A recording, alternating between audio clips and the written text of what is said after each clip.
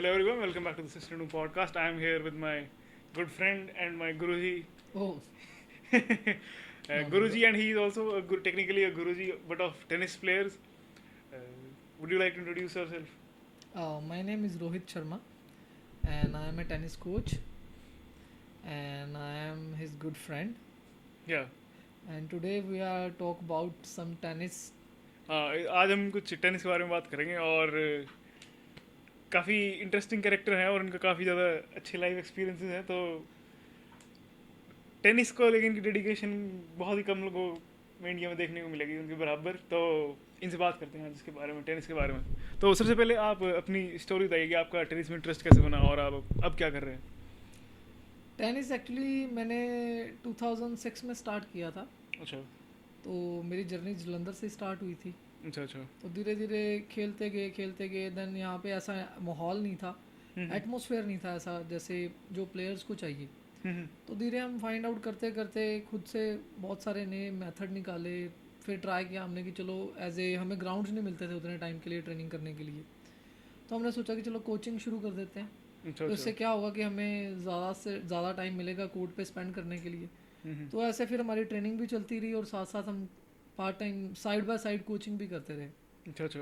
तो जिससे हमने कोचिंग को थोड़ा सा फिर धीरे धीरे खेले भी हम। हम्म नेशनल लेवल तक हमने हम्म टेनिस को खेला भी, हम्म मेरे फ्रेंड्स भी और आप जानते ही हो बाकी सभी को। हम्म हम्म हम्म। तो फिर ऐसे धीरे धीरे हम कन्वर्ट होते होते अब प्रॉपरली कोच ही बन गए। कितने साल से अब आप पूरे प्रोफेशनल कोच कितने टाइम से हो। मैंने कोचिंग जो शुरू कर दी थी वो 2012 में शुरू कर दी थी। अच्छा। तो अभी मुझे अराउंड 10 साल हो चले हैं, 10-11 साल हो गए हैं हम्म इसी फील्ड में। तो जिसमें मैंने काफ़ी प्लेयर्स पे काम किया है। हम्म अभी करंटली जो मेरा एक स्टूडेंट खेल रहा है इज़ 12 रैंक इन इंडिया। हम्म तो वी विल ट्राई कि हम और आने वाले टाइम पे और थोड़ा सा मीन्स क्योंकि एक तो होता है कि आप एडवांस सिटीज़ में काम कर रहे हो जैसे चंडीगढ़ है, दिल्ली है, बॉम्बे है, वहाँ पे टेनिस है, लोग अवेयर हैं। हम्म बट पंजाब और जलंधर जैसे शहर जहाँ पे अभी टेनिस कम है हम्म या जहाँ पे वैसा इंफ्रास्ट्रक्चर नहीं है, लोगों के पास अवेयरनेस नहीं है टेनिस के लिए, बच्चों के लिए हम्म एक रोड मैप नहीं है। हम्म तो हम ट्राई कर रहे हैं कि वहाँ पे एक बूम लेके आए आने वाले हम्म। कुछ टाइम पे, यहाँ यहाँ के प्लेयर्स परफॉर्म करें इंडिया लेवल पे अच्छा। तो आजकल के इंडिया के टेनिस लैंडस्केप को आप कैसे डिस्क्राइब करोगे, इसमें कि इसका पोटेंशियल क्या है और इसमें कमियां क्या हैं। पोटेंशियल एक्चुअली ये है कि ग्रोइंग कंट्री के जो अगर आप हमारी पॉपुलेशन देखें तो जो प्रोबेबिलिटी है प्लेयर्स बनने की वो ज़्यादा होनी चाहिए। हम्म कि कंपैरेटिवली जैसे आप नोवाक जोकोविक के बारे में तो जानते ही होंगे कि ही इज़ वर्ल्ड नंबर 1 हम्म और सर्बिया से है वो। हम्म और सर्बिया की पॉपुलेशन अगर आप देखें हम्म और सर्बिया के मेरे आई थिंक अगर मैं गलत नहीं हूँ तो टॉप 100 में मेरे नोवाक तो नंबर 1 ही है और भी काफ़ी प्लेयर हैं जो टॉप 100 में हैं। हम्म तो बेसिकली अगर हमारी पोटेंशियल देखें वो तो बहुत ज़्यादा है। तो मुझे लगता है कि थोड़ा इंडिया में जो एसोसिएशंस हैं उनको थोड़ा अपनी जो मेथड्स हैं थोड़े चेंज करने पड़ेंगे, थोड़ा इंफ्रास्ट्रक्चर के लिए इंफ्रास्ट्रक्चर के ऊपर काम करें और थोड़ा न्यू टेक्नोलॉजी जैसे कहते हैं ना कि टूर्नामेंट्स का बूम चाहिए प्लेयर्स के लिए, ऑडियंस इन्वॉल्व करें। बिकॉज लोग अवेयर ही नहीं है अभी भी, लोग सभी टेनिस को इंट्रोड्यूस करते हैं कि हाँ वो सानिया मिर्ज़ा ना जो लैंडर पेस खेलता है। अभी तक लोगों को ये नहीं पता होगा कि हमारे करंट सिंगल्स के प्लेयर कौन है। तो बेसिकली मुझे लगता है कि अभी जो इंडियन टेनिस एसोसिएशन है, जो ऑल इंडिया टेनिस एसोसिएशन है, उसको इस पे भी काम करना चाहिए और जो उनकी मतलब अभी रीजनल अभी उसके साथ एसोसिएशन है। प्रॉब्लम्स क्या क्या हैं वो, मतलब कि आप किस तरीके से डिस्क्राइब करोगे, वो भी करती क्या है, आइटा करती क्या है और। आइटा बेसिकली एक ऑर्गेनाइजेशन एसोसिएशन है जो जिसमें प्लेयर सारे रजिस्टर करते हैं और जो उनको एक प्लेयर्स का डाटा हैंडल करती है बेसिकली। हम्म टूर्नामेंट हर कोई वेन्यू पे अपने ऑर्गेनाइज करता है, हम्म उसके लिए आइटा को फीस जाती है। हम्म और आइटा सिर्फ प्लेयर्स का डाटा, पॉइंट्स और उनकी ऑल इंडिया रैंकिंग को मेंटेन रखता है। और कमिंग जो टूर्नामेंट्स हैं जो जैसे डेविस कप हैं जो इंडिया के टूर्नामेंट्स हैं, जूनियर एशियन कैटेगरी के जूनियर जो उनकी फ्रेंडली लीग चलती हैं बाकी कंट्रीज़ के साथ, हम्म। उनमें जो टॉप प्लेयर्स हैं उनको प्लेटफॉर्म प्रोवाइड कर दिया। अच्छा अदरवाइज़ अच्छा। अगर आप देखें कोई प्लेयर्स के लिए कोई इनिशिएटिव मीन्स जो अच्छा करने वाले हैं, जो ऑलरेडी डिज़र्व कर रहे हैं बट उनको जो जिस लेवल के टूर्नामेंट मिलने चाहिए वो नहीं अभी प्रोवाइड करवा पा रहा। और मुझे लगता है कि आइटा को चाहिए कि थोड़ा सा टूर्नामेंट स्ट्रक्चर और बढ़िया करे, बट वो अभी नहीं हो पा रहे, इंफ्रास्ट्रक्चर नहीं है। इवन अकेडमीज़ को अकेडमीज़ डायरेक्ट आईटा के साथ एसोसिएट नहीं है, वो अपनी स्टेट एसोसिएशन के थ्रू आईटा से एसोसिएट है। तो जो अकेडमीज़ की प्रॉब्लम्स हैं वो वहाँ तक पहुँच ही नहीं पाती। एफिलिएशन के लिए बड़ी प्रॉब्लम्स हैं। आप एफिलिएशन करने के लिए बहुत सारे प्रोटोकॉल्स हैं जिनका एफिलिएशन मतलब सपोज मेरी एकेडमी है, मुझे पहले स्टेट एसोसिएशन के साथ एफिलिएट होना पड़ेगा, तो आईटा मुझे टूर्नामेंट देगा। अच्छा, बिकॉज आईटा डायरेक्टली मुझे नहीं जानता ना, तो वो स्टेट के थ्रू आता है और स्टेट उसको रिपोर्ट करता है। एक उन्होंने वो साइकिल बना रखा है ना, ट्रायंगल सपोज, मतलब academy and state association and AITA. अच्छा। तो बेसिकली मुझे लगता है कि ये एक सिंगल विंडो प्रोसेस होना चाहिए जिसमें कोई भी अपनी क्राइटेरिया जो है इनका वो फुलफिल करे और उसको वो टूर्नामेंट मिले और उससे प्लेयर्स काफ़ी ज़्यादा निकलेंगे। और सपोज हमारे पास अगर मैं अपने लेवल पे कोई टूर्नामेंट करा सकता हूँ जिसमें काफ़ी बच्चे आ सकते हैं, ऐसे मेरे जलंधर में जितनी और अकेडमीज़ हैं वो भी करें। कोचेज़ का कोई अच्छा प्रोग्राम होना चाहिए जो जहाँ पे एक जगह पे सारे एसोसिएट हों, अपना व्यूज़ दें। बहुत सारे बुद्धिजीवी हैं हमारे अभी भारत में, इंडिया में बहुत ऐसा कुछ नहीं है, वी हैव अनर्मस पोटेंशियल, बट उसको अब एनर्जी को चैनलाइज करने के लिए एक अच्छा कहते हैं ना कि आपका लीडर अच्छा चाहिए। अब इंडियन टेनिस और यूरोपियन टेनिस को आप किस तरीके से डिस्टिंग्विश करोगे, और वो इतने रिजल्ट्स क्यों दे रहे हैं और इंडियन टेनिस रिजल्ट्स क्यों नहीं दे रहे? एक तो उनका सबसे पहली बात कि उनके पास इंफ्रास्ट्रक्चर बहुत ज़्यादा है। जैसे हमारे अब आप अकेडमीज देखेंगे कि बहुत कम है, वहाँ पे एकेडमीज नॉर्मल सी बात है, मीन्स हर एकेडमी के पास 8 से 10 कोर्ट हैं, अच्छा माहौल है और वो अपने प्लेयर्स को कंपटीशन में बहुत ज़्यादा रखते हैं। वीकली टूर्नामेंट्स बहुत हैं, इंटर अकेडमी टूर्नामेंट्स बहुत हैं। मीन्स अगर सपोज मैं पंजाब में काम कर रहा हूँ तो पंजाब में भी मैं जलंधर में काम कर रहा हूँ, तो जलंधर में जितनी अकेडमीज है सभी खेलती हैं वीकली, तो बच्चों को कितना सारे टूर्नामेंट्स मिल गए। फिर वो अपने रीजन को छोड़ के डिफरेंट डिस्ट्रिक्ट के साथ खेलते हैं, डिस्ट्रिक्ट से फिर वो स्टेट के साथ खेलते हैं। देन वो जो उनका एक मेथड है, स्टेप बाय स्टेप जो हायरार्की है, उसकी वजह से उनके पास पोटेंशियल बहुत आता है, क्योंकि प्लेयर्स हर वीक एक कंपटीशन में है ना, इम्प्रूव, तो कॉन्स्टेंटली वो गलतियां भी सुधारने का मौका मिलता है ना। एंड देन वहाँ पे एक ये जो मतलब मुझे लगता है कि शायद इंडिया में हमारे बहुत ज़्यादा है कि हम बहुत ज़्यादा ना वो बायस सा होकर काम करते हैं कि ये मेरे प्लेयर हैं, ये उनकी एकेडमी में नहीं जाएंगे, ये उनके प्लेयर हैं। अगर मुझे पता चल रहा है वहाँ मुझे लगता है, मेरा पर्सनल ओपिनियन है, बट मैं भी अभी यूरोप में इतना काम नहीं किया, बीइंग एक ट्यूटर, बीइंग एक टीचर, एक कोच, आपका सबसे पहले एक रिलीजन है ना, वो है टीचिंग। अगर आप किसी के लिए कुछ बेटर कर सकते हो तो आपको करना ही चाहिए। उसमें आपके पास ये नहीं होना चाहिए ये उसका स्टूडेंट है या किसी का स्टूडेंट है, क्योंकि आप एक प्रोफेशन को बिलोंग करते हैं ना। तो हमारा अल्टीमेटली गोल क्या होना चाहिए कि इस प्रोफेशन को हम और अच्छे लेवल पे लेके जाएं। अब ऑब्वियस ही बात है, अगर टेनिस में ज़्यादा पोटेंशियल होगा तो पेरेंट्स भी ज़्यादा इन्वॉल्व करेंगे कि बच्चे ये गेम खेलें। वो खेलेंगे तो ऑब्वियस ही बात है कि ये एक बच्चे ज़्यादा खेलेंगे तो इनकम सोर्स सभी के बढ़ेंगे, स्पोर्ट्स भी प्रमोट होगा, स्पोर्ट्स गुड्स भी बिकेंगी। Infrastructure, demand and rule, supply का रूल है, डिमांड बढ़ेगी तो ऑब्वियस ही बात है इन्वेस्टर भी इन्वेस्ट करेंगे कि हाँ जी बच्चे पोटेंशियल है, हम इंफ्रास्ट्रक्चर बनाएं। और इसमें मुझे लगता है गवर्नमेंट को भी इनिशिएटिव लेना चाहिए, बिकॉज टेनिस के लिए कुछ कम्युनिटी कोर्ट्स नहीं है, क्योंकि प्लेयर्स को डिफरेंट सरफेसेस पे टूर्नामेंट खेलने पड़ते हैं। जैसे कुछ क्ले हैं, सिंथेटिक हैं, और सिंथेटिक और क्ले में बहुत डिफरेंट बाउंस का, स्पीड का फ़र्क है। और हमारे 90% मीन्स पंजाब में तो काफ़ी ज़्यादा प्लेयर्स क्ले पे ही ट्रेनिंग करते हैं, सिंथेटिक कोर्ट्स नहीं है उनके पास। तो मुझे लगता है कि गवर्नमेंट को चाहिए कि ये कम्युनिटी कोर्ट्स भी होने चाहिए जहाँ पे अच्छे लेवल के, मतलब इंटरनेशनल स्टैंडर्ड के बने हुए कम्युनिटी कोर्ट, और कोई भी वहाँ पे फीस हो, पर आवर पे करें एंड खेल ले। जिसमें जैसे मेरे प्लेयर ही हैं, मुझे ट्रेनिंग कराने के लिए अगर किसी कोई हार्ड कोर्ट पे टूर्नामेंट है तो मुझे वही पहले सोचना पड़ेगा कि वो कहाँ खेलेगा या हम स्किप करेंगे।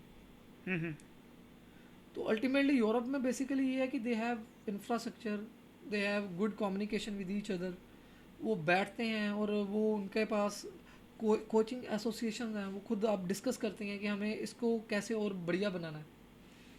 अब पंजाब में भी अगर, या पंजाब में, जलंधर पंजाब या इंडिया में सभी कोचेज ट्राई करें कि हम एक कंबाइंड अप्रोच के साथ चलें तो आने वाले टाइम पे इजी होगा हमारे लिए, हमारे प्लेयर भी टॉप 100 में होंगे। बट यहाँ पे यही है कि हमारे टॉप प्लेयर्स इंडिया में ट्रेनिंग ही नहीं करते, बाहर जाके ट्रेनिंग करनी पड़ती वो है। जर्मनी में ट्रेनिंग कर रहे हैं, कोई फ्रांस में ट्रेनिंग कर रहा है। हम्म। उसका रीज़न ही है क्योंकि उनको इस लेवल पे टूर्नामेंट नहीं मिलते, आईटीएफ नहीं इतने मिल रहे। टॉप 100 में आने के लिए you have to play minimum 20 tournaments, 20 ITF tournament, hmm. और वो पॉसिबल ही नहीं है, इंडिया में हो ही नहीं रही। आप ऑडियंस देखते हो कि हाँ इंडिया में ऑडियंस है टेनिस की? ऑडियंस ऑडियंस वही तो कह रहा हूँ ना कि अब ये एसोसिएशन, ऑल इंडिया एसोसिएशन की रिस्पॉन्सिबिलिटी है कि ऑडियंस को एंगेज करे, हम्म कि टूर्नामेंट्स में अलाउड हो पेरेंट्स, वो आए। हमारे नेशनल टूर्नामेंट में भी ऑडियंस नहीं होती। हम्म। चलो एक तो ये पैंडेमिक के कारण तो है ही है, बट अदरवाइज भी हम उनको अट्रैक्ट नहीं कर पा रहे ना। जैसे अब क्रिकेट है, हम्म पॉपुलर क्यों हुई, कमर्शलाइज क्यों हुई, वो इसीलिए हुई क्योंकि ऑडियंस थी। हम्म अब ऑब्वियस ही बात है, अगर प्लेयर को लोग देखने आएंगे तभी तो वो ब्रांड्स भी स्पॉन्सर करेंगे ना, इन्वेस्टर तभी तो इन्वेस्ट करेगा ना, अगर उसको पता लगेगा कि हाँ इसमें अर्निंग पोटेंशियल है इसमें तो। अर्निंग पोटेंशियल है और व्यूअरशिप है, मेरा ब्रांड इतना लोगों को देखा जाएगा। हम्म। अब मैं किसी ब्रांड के पास जाता हूँ कि हमारे प्लेयर को स्पॉन्सर कर दो, वो कहता है भैया व्यूअरशिप क्या है आपकी, मैं आपका टूर्नामेंट स्पॉन्सर कर देता हूँ, क्या व्यूअरशिप है। फिर वो नंबर्स नहीं होते तो बस फिर वही। इवन इंडिया में आईटा टूर्नामेंट, जो ऑल इंडिया टेनिस एसोसिएशन के नेशनल टूर्नामेंट्स हैं, उनके फाइनल में भी फाइनलिस्ट के पेरेंट्स के अलावा कोई भी नहीं होता, ऑर्गेनाइजर होगा। Even we need to engage the audience, हमें जितनी जल्दी इनको एंगेज करेंगे, पेरेंट्स को इन्वॉल्व करेंगे, उनको समझ आएगा मेथड, स्कोरिंग सिस्टम क्या है, तो वो इन्वॉल्व होंगे, उनके बच्चे भी खेलेंगे, वो भी आएंगे, इंटरेस्ट रखेंगे। तो आप अपने लेवल पे क्या कर रहे हो आप इसके लिए? इसके लिए हमने कुछ मेथड्स बनाए हैं। जैसे मैं अब अपनी एकेडमी में ट्राई कर रहा हूँ, एक तो हमारे जितने भी बच्चे हैं उनके ग्रुप मैचेस होते हैं वीक में। अच्छा, आप जैसे अपनी एकेडमी बनने की स्टोरी बताओ एक बार। हाँ, अपनी एकेडमी की स्टोरी ऐसे थी कि मेरी जो पहले एकेडमी थी वो भी मैं रेंट पे जगह ही थी, वहाँ पे रेंट पे करता था, और मैं कुछ स्पेसिफिक प्लेयर्स को ही ट्रेन करता था कि मुझे जिन्होंने परस्यू ही करना है tennis, because it's a very long process game, investment बहुत ज़्यादा और पेशेंस वाला प्रोसेस है, तो बहुत सारे लोग इसको कंटिन्यू नहीं कर पाते उस लेवल पे, बिकॉज आपको टूर्नामेंट्स भी खेलने पड़ते हैं, अपनी रैंकिंग भी मेंटेन करनी है, और एट द एंड आपको इसमें इन्वेस्ट ही करना है, आपको अर्निंग नहीं हो पाती, जूनियर लेवल पे तो बिल्कुल भी नहीं हो पाती। तो वो मैं जो प्लेयर्स के साथ काम कर रहा था, इवन मैं उनमें से एक मैं अभी जिसके साथ मैं शुरू से काम कर रहा हूँ प्रोफेशनली, जिसको मैंने अभी ट्रेन किया, तो वो जो एकेडमी थी कुछ टाइम बाद जिनकी लैंड थी उन्होंने सेल आउट करना था, तो वो बंद हो गई। देन फिर मैंने 2-3 साल स्ट्रगल किया, किसी ऐसे रेंट पे और एकेडमी में खिलाया, फिर उसके बाद हमें लैंड मिल गया एटलीस्ट, हमने अभी 3 क्ले कोर्ट बनाए हैं, रनिंग ट्रैक है वो। और वो इन्वेस्टमेंट कहाँ से मिली एकेडमी की? वो जो मेरे पास स्टूडेंट था, जो लड़का खेल रहा था, उसके पेरेंट्स ने किया एटलीस्ट कि चलो एक अच्छा इंफ्रास्ट्रक्चर बन जाएगा शहर में, जो और भी बच्चे हैं जो पोटेंशियल, बिकॉज अब हर कोई चंडीगढ़ या बॉम्बे अफोर्ड नहीं कर सकता ना, और इवन बच्चों की स्टडी यहाँ पे सब कुछ छोड़ के जाना, इट्स अ वेरी डिफिकल्ट, कहीं पे माइग्रेट होना, it's a very tough task for junior level. तो इसलिए फिर हमने यही सोचा कि चलो अपने शहर में एक तो इंफ्रास्ट्रक्चर अच्छा बने, और जो हमने क्ले कोर्ट्स बनाए हैं दे टोटली यूरोपियन मेथड पे बनाए हुए हैं, अच्छा अच्छा, तो जिससे प्लेयर्स को वो भी हेल्प मिले कि वो एक्चुअली प्रॉपर लेवल के क्ले कोर्ट्स हैं। तो फिर ऐसे हमने एकेडमी का इनिशिएटिव लिया, और ऐसे हमने अब एकेडमी हमारे पास अच्छी स्ट्रेंथ है, तो अब हम ट्राई कर रहे हैं कि इसको और बढ़िया लेवल पे कैसे कर सकते हैं, जो जो मिन्यूट चेंजेस लगती हैं हम इमीडिएटली उसके लिए फ्लेक्सिबल रहते हैं कि फटाफट उसको कर दें। अच्छा, जैसे मान लो आपके जलंधर की दूसरी एकेडमी से जैसे पहले तो ये डिस्क्राइब करो कि जलंधर की दूसरी एकेडमी का क्या हाल है, और आप उनसे अलग किस तरीके से अलग हो और क्यों बेटर हो? बेसिकली जलंधर में प्रॉपरली एकेडमी कोई है ही नहीं है, स्कूल्स में एकेडमी चलती हैं, वहाँ पे coaches basically they are not qualified by AITA या आईटा लेवल कोर्सेज, और वो खेले नहीं हुए उस लेवल पे, दे आर जस्ट कोच जिन्होंने सीखा और उन्होंने कंटिन्यू कर दिया एज उसको प्रोफेशन की, चलो ठीक है। फिर भी मैं कहता हूँ वो टैलेंटेड है तभी वो कर पाए। अब जो हमारा पैटर्न इसलिए डिफरेंट है बिकॉज हम एक प्रोग्राम्ड वे में ट्रेनिंग कराते हैं, देयर इज मेथड मीन्स है कि अब कोई बच्चा आया बिगनिंग से स्टार्ट किया, उसको पता नहीं है, तो सबसे पहले ज़रूरी है गेम में वो एंगेज होए। एंगेज होने के लिए उसको एक्टिविटीज़ चाहिए, उसको एक साइकोलॉजिकल लेवल पे ऐसा कंफर्ट जोन चाहिए जिसमें उसको इन्फीरिटी ना फील हो कि यार मुझे आता नहीं है, तो सबसे पहले मुझे लगता है कि बीइंग ए कोच जो हमारा इनिशिएटिव रहता ही है कि हम किसी भी प्लेयर्स को, किसी भी ट्रेनिंग को ये फील ना होने दें कि उसको नहीं आता। अच्छा, तो हम उसको एंगेज करते हैं गेम्स में, उसकी मोटर ताकि जल्दी गिव अप ना कर दे। हाँ, वो मतलब क्विट ना करे, वो उसको कंटिन्यू करे, एंजॉय करते करते करते करते फिर वो उसमें इन्वॉल्व होना शुरू हो जाता है। देन वो एक प्रोसेस को फॉलो करता रहता है। फिर हमारा जो मेथड्स हैं, जो मतलब बच्चे की एबिलिटी को जैसे इनहेंस करना, कि motor skills, reaction skills, catching sense, फिर mobility and stamina, fitness training, तो हमारा प्रॉपर क्राइटेरिया है कि हम वो सारे बच्चों पे वो इशू करते हैं। उनके मंथली टेस्ट होते हैं, असेसमेंट होती हैं। बच्चे को भी एक एक्सचेकर रहता है ना, बच्चे के पेरेंट्स भी, तो अब सपोज पेरेंट्स नहीं जानते टेनिस के बारे में, मैं जानता हूँ, देन बच्चे को कैसे रियलाइज़ कर पाएंगे उसके पेरेंट कि ये बेटर हो भी रहा है कि नहीं हो रहा। 2 वेज, या तो वो मैचेस खेले या उसके पेरेंट्स एडुकेट हो। तो उसके लिए हमने अब जैसे उनके फिटनेस से डालते हैं, तो फिटनेस में उनके हर मंथली जैसे 1 माइल रनिंग करते हैं तो उसका टाइम बार, एक टाइम क्या था 10 मिनट में आया, नेक्स्ट टाइम फिर टेस्ट हुआ 9 मिनट में आया, दैट मीन्स वो इम्प्रूव कर रहा है। तो ऐसे मेरे पास एक लड़का है सोमिल, उसका योजो टेस्ट है 17.1। कौन सा टेस्ट? योजो टेस्ट होता है। अच्छा, योजो टेस्ट, ठीक है। 17.1 उसने दिया इस बार, इज इन 10th, और वो प्रॉपर्ली टेनिस ऐसे प्रोफेशनली नहीं खेल रहा, जस्ट रिक्रिएशनल प्लेयर। तो मीन्स कुछ सी भी इंडिया के नेशनल गेम्स के लिए वो इजीली सिलेक्ट हो जाएगा। मतलब एक बार थोड़ा वो समझा दो कि योयो टेस्ट का योयो टेस्ट मीन्स के बीप टेस्ट होता है, जैसे किसी भी गेम के लिए नेशनल जो कैंप्स होते हैं उनमें बीप टेस्ट के अकॉर्डिंग प्लेयर को सिलेक्ट करते हैं। जैसे क्रिकेटर्स के काफ़ी होते हैं, तो उसमें साउंड बीप करता है, आपको उतनी स्पीड पे दौड़ना पड़ता है और वापस आना पड़ता है। तो उसका 17.1 है, जो एकम है उसका 18.5 है। तो मतलब हमारा ट्राई ये रहता है कि जो हमारे पास आए वो हमारा फोकस, ये बेसिक फोकस ये होता है, एक तो वो गेम को एंजॉय करे और वो फिट हो, क्योंकि सबसे कुछ भी ज़िंदगी में करने के लिए सबसे फर्स्ट चीज़ यही है कि आप फिट होने चाहिए। हाँ, वो तो है। If you are athlete you can everything.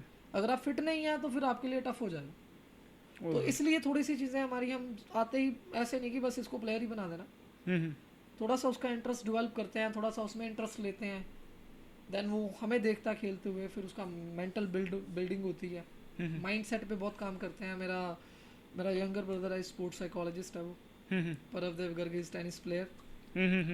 तो वो बैठे हैं कैमरे के पीछे। हाँ, वो बैठेंगे आपके सामने, आप यू नो वेरी वेल, आप भी उनके साथ ही थे। तो ये जो माइंड सेट को रीड करना, क्योंकि छोटे बच्चे हैं, कंसंट्रेशन इतनी ज़्यादा देर तक रिटेन नहीं कर पाते, लूज़ कर देते हैं जल्दी। तो बेसिकली कोचेस भी जो उनकी पेशेंस है वो भी लूज़ कर जाते हैं कि यार ये सीख नहीं रहा, ये डांट दिया। तो वो थोड़ा सा उसकी साइकोलॉजी से हमें थोड़ी सी वो भी हेल्प मिलती है कि नहीं, how to deal with kids, pressure situation को कैसे हैंडल करना है, प्लेयर्स को बताना ज़रूरी है, मैच पॉइंट्स को कैसे हैंडल करना है, विक्ट्री मैच फिनिशिंग कैसे करनी है। अब कई बार होता है कि प्लेयर जीत रहा है, उसके पास वही टेम्परामेंट कंट्रोल नहीं हो रहा कि वो मैं जीत रहा हूँ, वो कैसे कंट्रोल करेगा, उसको क्लोज करना भी आना चाहिए। तो ये चीज़ें थोड़ा सा हमारे मेथड्स को डिफरेंट करती हैं। और सेकंड थिंग ये है कि जो हमें फितूर है एक, जिसकी वजह से हम लगे हुए हैं कि एक इंडिया से तो ग्रैंड स्लैम प्लेयर तो निकाल के ही छोड़ना है, जिसके लिए हमने सब कुछ छोड़ छाड़ के इसी चीज़ में लगे हुए हैं। कुछ लोग हमें पागल भी कहते हैं, तो हमें ठीक है, कोई दीवाना कहता है। हाँ, कोई दीवाना कहता है, तो वो फिर चलता है, क्या करें। सब कुछ अब पैसे के लिए नहीं हो सकता ना, कुछ जुनून के लिए भी होना चाहिए, तभी तो कुछ निकलेगा। और ये मुझे लगता है कि कोचेज में सबसे ज़्यादा the most important thing is this, कि डेडिकेशन और डिटर्मिनेशन। बेसिकली कोचेज इस लेवल पे अपने आप को झोंक नहीं पाते। मतलब कहते हैं ना मुझे कि एवरीवन वांट्स ए अर्जुना, हर किसी को अर्जुन चाहिए, चंद्रगुप्त मौर्य चाहिए, पर चाणक्य और द्रोण बनने के लिए कोई रेडी नहीं है। और जितनी देर कोई चाणक्य और द्रोण बनेगा नहीं ना, अर्जुन तो पॉसिबल नहीं है, ना चंद्रगुप्त मौर्य निकलेगा। क्योंकि एक प्लेयर के पीछे कोच की तपस्या और प्रतीक्षा बहुत ज़्यादा। अगर उसको 4 घंटे उसको काम करना ना, तो उसका होमवर्क 10 घंटे का होता है, और 24/7 और 365 डेज का प्लान होता है कि भाई मुझे कैसे करना है। फिर हम प्लेयर्स के टूर्नामेंट साइकिल प्लान करते हैं, अब टूर्नामेंट्स खेलने हैं, कितने टूर्नामेंट्स खेलने हैं, उसमें उसकी ट्रेनिंग शेड्यूल क्या रहेगा, जिसको टेनिस सेंस में पीरियडाइजेशन कहते हैं। क्या कहते हैं? पीरियडाइजेशन। अच्छा, पीरियडाइजेशन, जिसमें उसके साइकिल्स प्लान होते हैं कि सपोज कोई टूर्नामेंट खेलने जा रहा तो उसमें इंटेंसिटी, उसके पहले उसकी ट्रेनिंग कैसे होगी, strength and conditioning, intensity, volume, सब कुछ की वो एकदम जब वो टूर्नामेंट की पीक पे फर्स्ट वीक में हो तो उसके मतलब ब्लास्ट करे वो। लाइक जैसे मोहम्मद अली का कोट था ना, float like a butterfly and sting like a bee, same like this. अच्छा। तो उसमें बड़ी हेल्प हो जाती है फिर प्लेयर्स को। तो ऑब्वियस सी बात है, जब प्लेयर की परफॉर्मेंस निकलती है, प्लेयर आपकी ओर अट्रैक्ट होते हैं। तो सिंपल सा फंडा है कि अगर आप अच्छा काम कर रहे हो तो उसका रिजल्ट तो मेरे माथे पे तो लिखा नहीं कि मैं अच्छा काम कर रहा हूँ। आप कैसे फाइंड आउट कर सकते हो कि मैं अच्छा काम कर रहा हूँ? दूसरे जब तो मेरा रिजल्ट देखोगे ना कि सर आपने क्या किया, आप इतने साल से काम कर रहे हैं, आपने कौन कौन से प्लेयर दिए हैं। तो अभी तक तो अच्छा ट्राई कर रहे हैं, कोशिश कर रहे हैं। बाकी तो आपको क्या लगता है कितने साल का प्रोजेक्ट है ये कि हाँ इस साल तक चांसेस हैं कि इंडिया, मतलब कि मैं इस साल तक मैं एक प्लेयर तैयार, इस टाइम लाइन तक मैं एक आर्मी खड़ी कर ही दूंगा कि इनमें से कोई ना कोई निकल ही आएगा? मतलब आपका कितने ईयर की प्रोजेक्शन है आपकी? प्रोडिक्शन एक्चुअली प्रोजेक्शन ओके, जो प्रोजेक्शन है वो बेसिकली ऐसे मैं कुछ बता नहीं सकता बिकॉज हर बच्चे की नहीं, फिर भी आपने मतलब आपने मेरे को इतने टाइम तक करने खुद की इंटरनल डेडलाइन क्या है आपकी? इंटरनल डेडलाइन एक्चुअली मैं वही कह रहा हूँ ना, उसके लिए बहुत सारे सोर्सेज चाहिए ना। मैं वही तो कह रहा हूँ, अभी मेरे पास जैसे क्ले कोर्ट्स हैं, मेरे पास सिंथेटिक कोर्ट नहीं है। अब मुझे उसको मान लो सपोज ऑस्ट्रेलियन ओपन खेलने के लिए भेजना है, मैं कहाँ कराऊंगा? मैं उसकी ट्रेनिंग कैसे करवाऊंगा? ना तो मुझे कोई गवर्नमेंट कोई स्पोर्ट है यहाँ, ना कोई कम्युनिटी कोड है जहाँ मैं पे करके खेल दूँ। जो जिसके इंफ्रास्ट्रक्चर है, उनके प्राइवेट इंफ्रास्ट्रक्चर है, वो नहीं इन्वॉल्व होने देते, वो आने नहीं देते हैं। हमें कहते हैं कि नहीं हमारा, बिकॉज उनका प्राइवेट है वो। तो बेसिकली जितनी देर तक हमें वो बेसिक, इट्स अ बेसिक, ये तो बेसिक चीज़ें हैं ना प्लेयर्स के लिए, ट्रेनिंग के लिए जो उनको प्रोग्राम, वो इंफ्रास्ट्रक्चर जो चाहिए, तभी तो निकल पाएंगे। अब ओलंपिक एथलीट निकालने के लिए उनको उस लेवल का माहौल देना पड़ेगा ना, उनको उतना कंपटीशन मिले, उतने टूर्नामेंट्स मिले, उतनी मैच प्रैक्टिस हो, उस लेवल के इंटेंस मैचेस मिले, तो आने वाले 5-10 साल में निकल जाएंगे। अगर ये सारी प्रॉब्लम सॉल्व हो गई तो, अगर ये सारी प्रॉब्लम सोल्व हो जाए। अब अभी तक तो ये प्रॉब्लम ही नहीं सॉल्व हो रही है। अब हम रिक्वेस्ट करते हैं दूसरे वाली एकेडमीज को कि भैया हम वीकली मैचेस खेलते हैं, बट वो आते नहीं है हमारी एकेडमी में। फिर हमने कहा कि हम आ जाते हैं आपके पास, तो they are not willing to play, क्योंकि आई डोंट नो कि क्या प्रॉब्लम है, क्या इशू है। पर मुझे लगता है कि अगर अल्टीमेट गोल क्या है एक प्लेयर का, मैच खेलना ही है ना, तो मैच प्रैक्टिस तो दे रहे हैं हम। तो ये जितनी देर तक एक लोकल लेवल पे, बेसिकली क्या है कि मैं आप कहें कि रोहित अकेला निकाल देगा तो नहीं possible. We need team effort है, इंडिविजुअल नहीं हो पाएगा ना। अब यूरोपियन प्लेयर तो निकल रहे हैं बिकॉज यूरोपियन ऑर्गेनाइजेशन ऐसे काम कर रही है ना, एसोसिएशन टीम की तरह। जिस दिन Punjab lawn tennis association team की तरह काम करेगी, इंडियन एसोसिएशन टीम की तरह काम करेगी, बहुत पोटेंशियल है, यूरोपियन भी पीछे छोड़ देंगे। बट अभी टीम की तरह नहीं ना काम कर रहे, अभी तो सभी बेस्ट हैं। दिल्ली वाले कहते हैं वी आर बेस्ट, हम क्यों आए हैं आपके पास, हमारे पास टाइम नहीं है। हम कहते हैं कि हम आपके पास आ जाते हैं, वो कहते हैं कि अब आप अपने प्लेयर भेजो, आप क्यों आओ। जितनी देर तक एक चर्चा जिसको कहते हैं ना, वो पुराने टाइम पे होता था ना, वो क्या कहते हैं उसको, मेरे नाम से भूल गया, जो पंचायत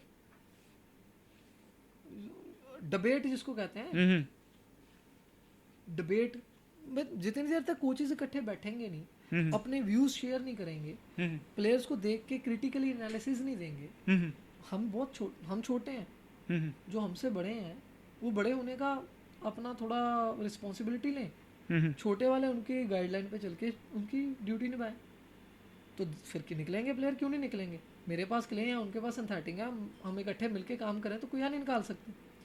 बट वही प्रॉब्लम है ना, तो इकट्ठे होकर काम करना। आपकी क्या फिलॉसफी है इसको लेके कि ये क्वालिटीज़ डिटरमिन करती हैं एक अच्छे टेनिस प्लेयर को फिजिकली और मेंटली? देखिए बेसिकली क्या है कि फिजिकली तो फिट बहुत ही, टेनिस के लिए तो आपको होना ही पड़ेगा, बिकॉज मतलब आप एक आइडियल फिजिकल स्पेसिमेन किसको मानोगे ये बंदे में पोटेंशियल है टेनिस स्टार बनने का? नहीं ऐसे बेसिकली क्या, सपोज मैं बहुत फास्ट दौड़ता हूँ तो मैं ज़रूरी नहीं कि मैं अच्छा कर लूँ। इसमें क्या कॉम्बिनेशन आप मानते हो? कॉम्बिनेशन मींस कि आपका सेंसेस अच्छी काम करनी चाहिए, हैंड आई कोऑर्डिनेशन अच्छा होना चाहिए, फुटवर्क अच्छा होना चाहिए, फिर स्ट्रेंथ उसके बाद बॉल की सेंस, जो आपकी रीडिंग सेंस है, आपकी अंडरस्टैंडिंग जो है बॉल को, महसूस है कि इट्स नॉट के पावर से मारने वाला गेम ही है, it's a total mental game. आपको कब क्या कैसा डिसीजन लेना है, जो आपकी डिसीजन मेकिंग है वो इट्स अ प्रोसेस ना। तो आप मतलब चर्न, जैसे चर्निंग से निकलता है ना अमृत, सेम प्रोसेस है। आपको एक बच्चे को एक माहौल में छोड़ना पड़ेगा, उसके ऊपर डिफरेंट डिफरेंट एक्सपेरिमेंट करने पड़ेंगे, दौड़ाना पड़ेगा, भगाना पड़ेगा, थकाना तोड़ो, then after that you can realise कि हाँ ये कर पाएगा, तो ये मतलब बनेगा। आप ये मानते हो कि tennis stars are made not born? Not born या मेड, क्योंकि ये तो बिल्कुल मतलब गलत स्टेटमेंट होगा कि मैं कहूँगा कि लेजेंड्स आर बोर्न, ऐसा कुछ नहीं होता। सभी बनते हैं, सभी बनते हैं अपने हार्डवर्क में, हार्डवर्क करके। हाँ, अब इसमें ये एक क्राइटेरिया हो सकता है कि जो प्लेयर में भूख है ना, हंगर है कुछ करने की, वो ही ज़्यादा कर पाएंगे। बिकॉज आप जितने भी हमारे बेस्ट थ्री देख लीजिए वर्ल्ड में, Roger, Rafa and Novak, 20 grand slam हो गए हैं अभी। मैं लास्ट 21 राफा के 21 एंड 2020। तो मैं इनकी इसके कोच की पॉडकास्ट सुन रहा था मैं, मरीन वाजता की, नोवाक के। वो कह रहा कि वो आज भी उतना ही भूख से काम कर रहा है जितना वो 7 साल की एज से करता था। मतलब उसको अभी भी यही होता है कि मतलब मैं इसको कैसे और इम्प्रूव कर सकता हूँ, और ये सेम मेंटालिटी तीनों की है। तभी तो उनको डोमिनेट नहीं ना कर पा रहे हम। नहीं तो आप देखो 35 ईयर ओल्ड रॉजर 40, तो अभी 22 वाले लड़के उनको बेचारों को बीट नहीं कर पा रहे। देखो मतलब अगर सेंस वाइज देखा जाए तो दे आर वेरी फिट।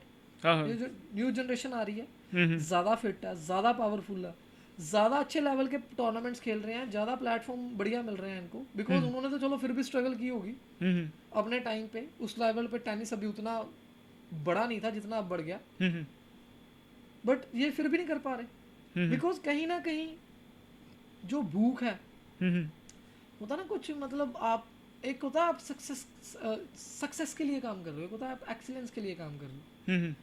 वो एक्सीलेंस के लिए काम कर रहे हैं। यही डिस्टिंग्विशिंग क्वालिटी है ये टॉप प्लेयर्स में और टॉप और नॉर्मल में। बस ये क्राइटेरिया जो है ना वो ख़त्म कर देता है आपको। वो बस ये इतना डिफरेंस क्रिएट कर देता है कि वो वहाँ पे है और ये यहाँ पे है। मतलब उल्टा होता है कि प्लेयर सक्सेसफुल होता है और फिर उसके बाद एट्रीब्यूट करने शुरू कर देता है कि ये तो इस वजह से है, ये इस तो इस वजह वजह से से है, इसके पास तो ये एडवांटेजेस हैं। ऐसा कुछ नहीं होता, सभी के पास सब। अब मुझे आप एक चीज़ बताइए, नडाल को नडाल से बेटर प्लेयर कहाँ मिलता होगा ट्रेनिंग करने के लिए? पर वो बनाते हैं ना अपने लिए ट्रेनिंग वैसी। तो ऐसा तो कह ही नहीं सकते कि उसको एडवांटेज मिली होगी। क्या एडवांटेज मिली होगी भाई? हाँ, उसको यही एडवांटेज मिली है कि वो नडाल है। अब वो कहे कि मुझे ऐसा प्लेयर ला के दो जो मुझसे मुझसे बढ़िया खेले, मुझे हर बार हराए, मैं तो वो इम्प्रूव कर सकता हूँ, ऐसा तो है नहीं है। बेसिकली यहाँ से ट्रेन होना पड़ेगा आपको, मेंटली ऐसा होना पड़ेगा कि मुझे ये करना है। मतलब वॉरियर मेंटालिटी होती है ना, लाइक कि भैया कुछ भी हो जाए ये करना ही है, ये टास्क है, ये अचीव करना ही है। और फिर आप देखो कि उनका मोटिवेशन लेवल कितना हाई है। इतने पिछले 30 साल से हम देख रहे हैं इनको, आज भी उनको फॉलो कर रहे हैं। ऑडियंस आज भी उनके मैचेस देखने आती है, सबसे महंगी टिकट है उनके मैच देखने की। बिकॉज वो उनका बिहेवियर, उनका करेक्टर, उनका गेम के लिए लव वो आपको कोर्ट में नजर आता है। हमारे मैं नहीं आता इंडिया में टैलेंट नहीं है, बट इंडियन प्लेयर्स में अभी ना मुझे लगता है मेंटल बिल्डिंग पे बहुत काम करने की ज़रूरत है, इनका माइंडसेट पे बहुत काम करने की ज़रूरत है कि। और मुझे लगता है कि और इंडिया में थोड़ा सा जो हमारे ऑलरेडी एग्जिस्टिंग प्लेयर हैं, जैसे जो सीनियर प्लेयर्स हैं, जैसे sir Leander Paes, sir Mahesh Bhupathi, Sania Mirza ma'am, इनको इनिशिएटिव लेना चाहिए ना। बिकॉज इन्होंने तो वो लेवल देखा है। Then why they are not trying कि हम इंडिया में और बेटर करें। जो और अपकमिंग बच्चे आ रहे हैं सिंगल्स के उसमें, डबल्स में नहीं। चलो डबल्स में भी मीन्स है कि लेवल तो सेम ही है ना। हमने तो नहीं देखा होगा रॉजर को, हमारे जो अभी बच्चे आ रहे हैं उन्होंने नहीं देखा, बट इन्होंने तो देखा ना। दे नो वेरी वेल कि क्या लेवल चाहिए भैया। ये इन्फॉर्मेशन तो दे सकते हैं ना। एक ऐसा प्लेटफॉर्म बनाए आईटा के साथ एसोसिएट होके कि भैया ऐसे लेवल पे वहाँ पे काम होता है, इस लेवल के वो एथलीट्स हैं, ऐसे ऐसे ट्रेनिंग करते हैं, ये उनके प्रोटोकॉल्स हैं, ऐसी डाइट लेते हैं। Why they are not? अगर ये हेल्प करेंगे, आने वाली जनरेशन में बहुत टैलेंट है, बच्चे बहुत टैलेंटेड है, बट वो गाइडेंस चाहिए ना। जब ये गाइड करेंगे, क्यों नहीं फॉलो करेंगे कोई? आज विराट कोहली किसी बैट की ऐड करता है, बच्चे कहते हैं पेरेंट्स को जी वो विराट कोहली वाला बैट लेना जो एमआरएफ से खेलता है। आइडल है ना उनके, इनके भी आइडल हैं। बड़ी दुनिया आज भी इनके नाम से टेनिस जानते हैं, सभी लैंडर पेस, मोइज गुप्ती खेलते थे, सानिया मिर्जा खेलती है। अगर ये किसी चीज़ को टारगेट पॉइंट करेंगे कि भैया आप इस वे से ऐसे ट्रेनिंग करो, या कोचेस के लिए एक ऑनलाइन प्लेटफॉर्म खोलें जिसमें वो अपनी नॉलेज शेयर करें, या आप इस मेथड से काम करो, तो आप प्रोड्यूस कर सकते हैं उस लेवल के। आप नहीं, हम प्रोड्यूस कर सकते हैं उस लेवल के, बिकॉज वी आर यूनाइट ना, हमें टीम बन के काम करना पड़ेगा, तो पॉसिबिलिटी है। और आप इसी स्टाइल के क्या क्या इनोवेशन देखते हो कि जो मतलब कि उसके अलावा, मतलब एसोसिएशन वगैरह की हेल्प के अलावा, कि ये इनोवेशन जैसे आप कह रहे हो प्लेटफॉर्म हो, ऐसे ऐसी कौन कौन सी इनोवेशन हेल्प कर सकती हैं? वो फिर प्राइवेट इन्वेस्टर इन्वॉल्व हो तो, और उसके तो अज्यूम प्राइवेट, मतलब प्राइवेट इन्वेस्टर आता भी है, तो फिर क्या क्या इनोवेशन हेल्प कर सकती हैं? इनोवेशन टूर्नामेंट्स को फंडिंग हो सकती है, प्लेयर्स को स्पॉन्सर हो सकता है। अच्छा, जैसे अब सपोज क्या है कि अब देखो अल्टीमेटली गोल क्या है, आपको खेलने यूरोप ही जाना पड़ेगा, इंडिया में टूर्नामेंट नहीं मिल रहे। इंडिया में 6 टूर्नामेंट होंगे मान लो ITF की, बट उससे बात नहीं बनेगी ना। आपको वर्ल्ड में टॉप 100 में पहुंचना है, तो उसके लिए तो आपको 20-25 टूर्नामेंट साल में खेलने पड़ेंगे। एक टूर्नामेंट की कॉस्ट खर्चा आ जाता है 2 से 2.5 लाख रुपया। इसी से रिलेटेड में क्वेश्चन करने लगा था कि आज मान लो कोई बंदा डिसाइड करता है कि मेरे को तो टेनिस को लेके पैशन है, मेरे को वो बनना है, टॉप लेवल टेनिस प्लेयर बनना है जी। मैं पूरा पैसा खर्च करने को तैयार हूँ। उसको कितना एक्सपेक्ट करना चाहिए कि इतना तो खर्चा आ ही जाएगा मेरा मिनिमम? एक साल उसके लिए उसका पहले उसका पाथवे क्या होगा और उसका इसमें इतने एक्सपेंसेस आएंगे, मतलब एस्टिमेट, मतलब एग्जैक्ट तो पता ही नहीं 50 होगा। Lakh minimum yearly. अच्छा, मिनिमम, क्योंकि उसमें ट्रैवलिंग तो फिर ये तो काफी इलीट नहीं हो गया? नहीं हो, खत्म है, नहीं हो पाएगा ना, तभी तो कह रहा हूँ ना, प्लेयर नीड फंडिंग। अब यूरोप में क्या चलता है, यूरोप में ऐसा नहीं है ना, वहाँ पे प्लेयर्स को क्लब मैचेस खेल के अर्निंग हो जाती है। यहाँ पे ऐसा कुछ नहीं है।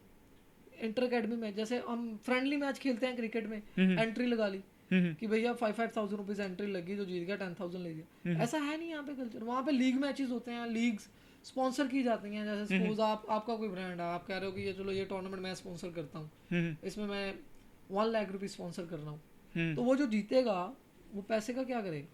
और किस एज से शुरू करना पड़ेगा इसको?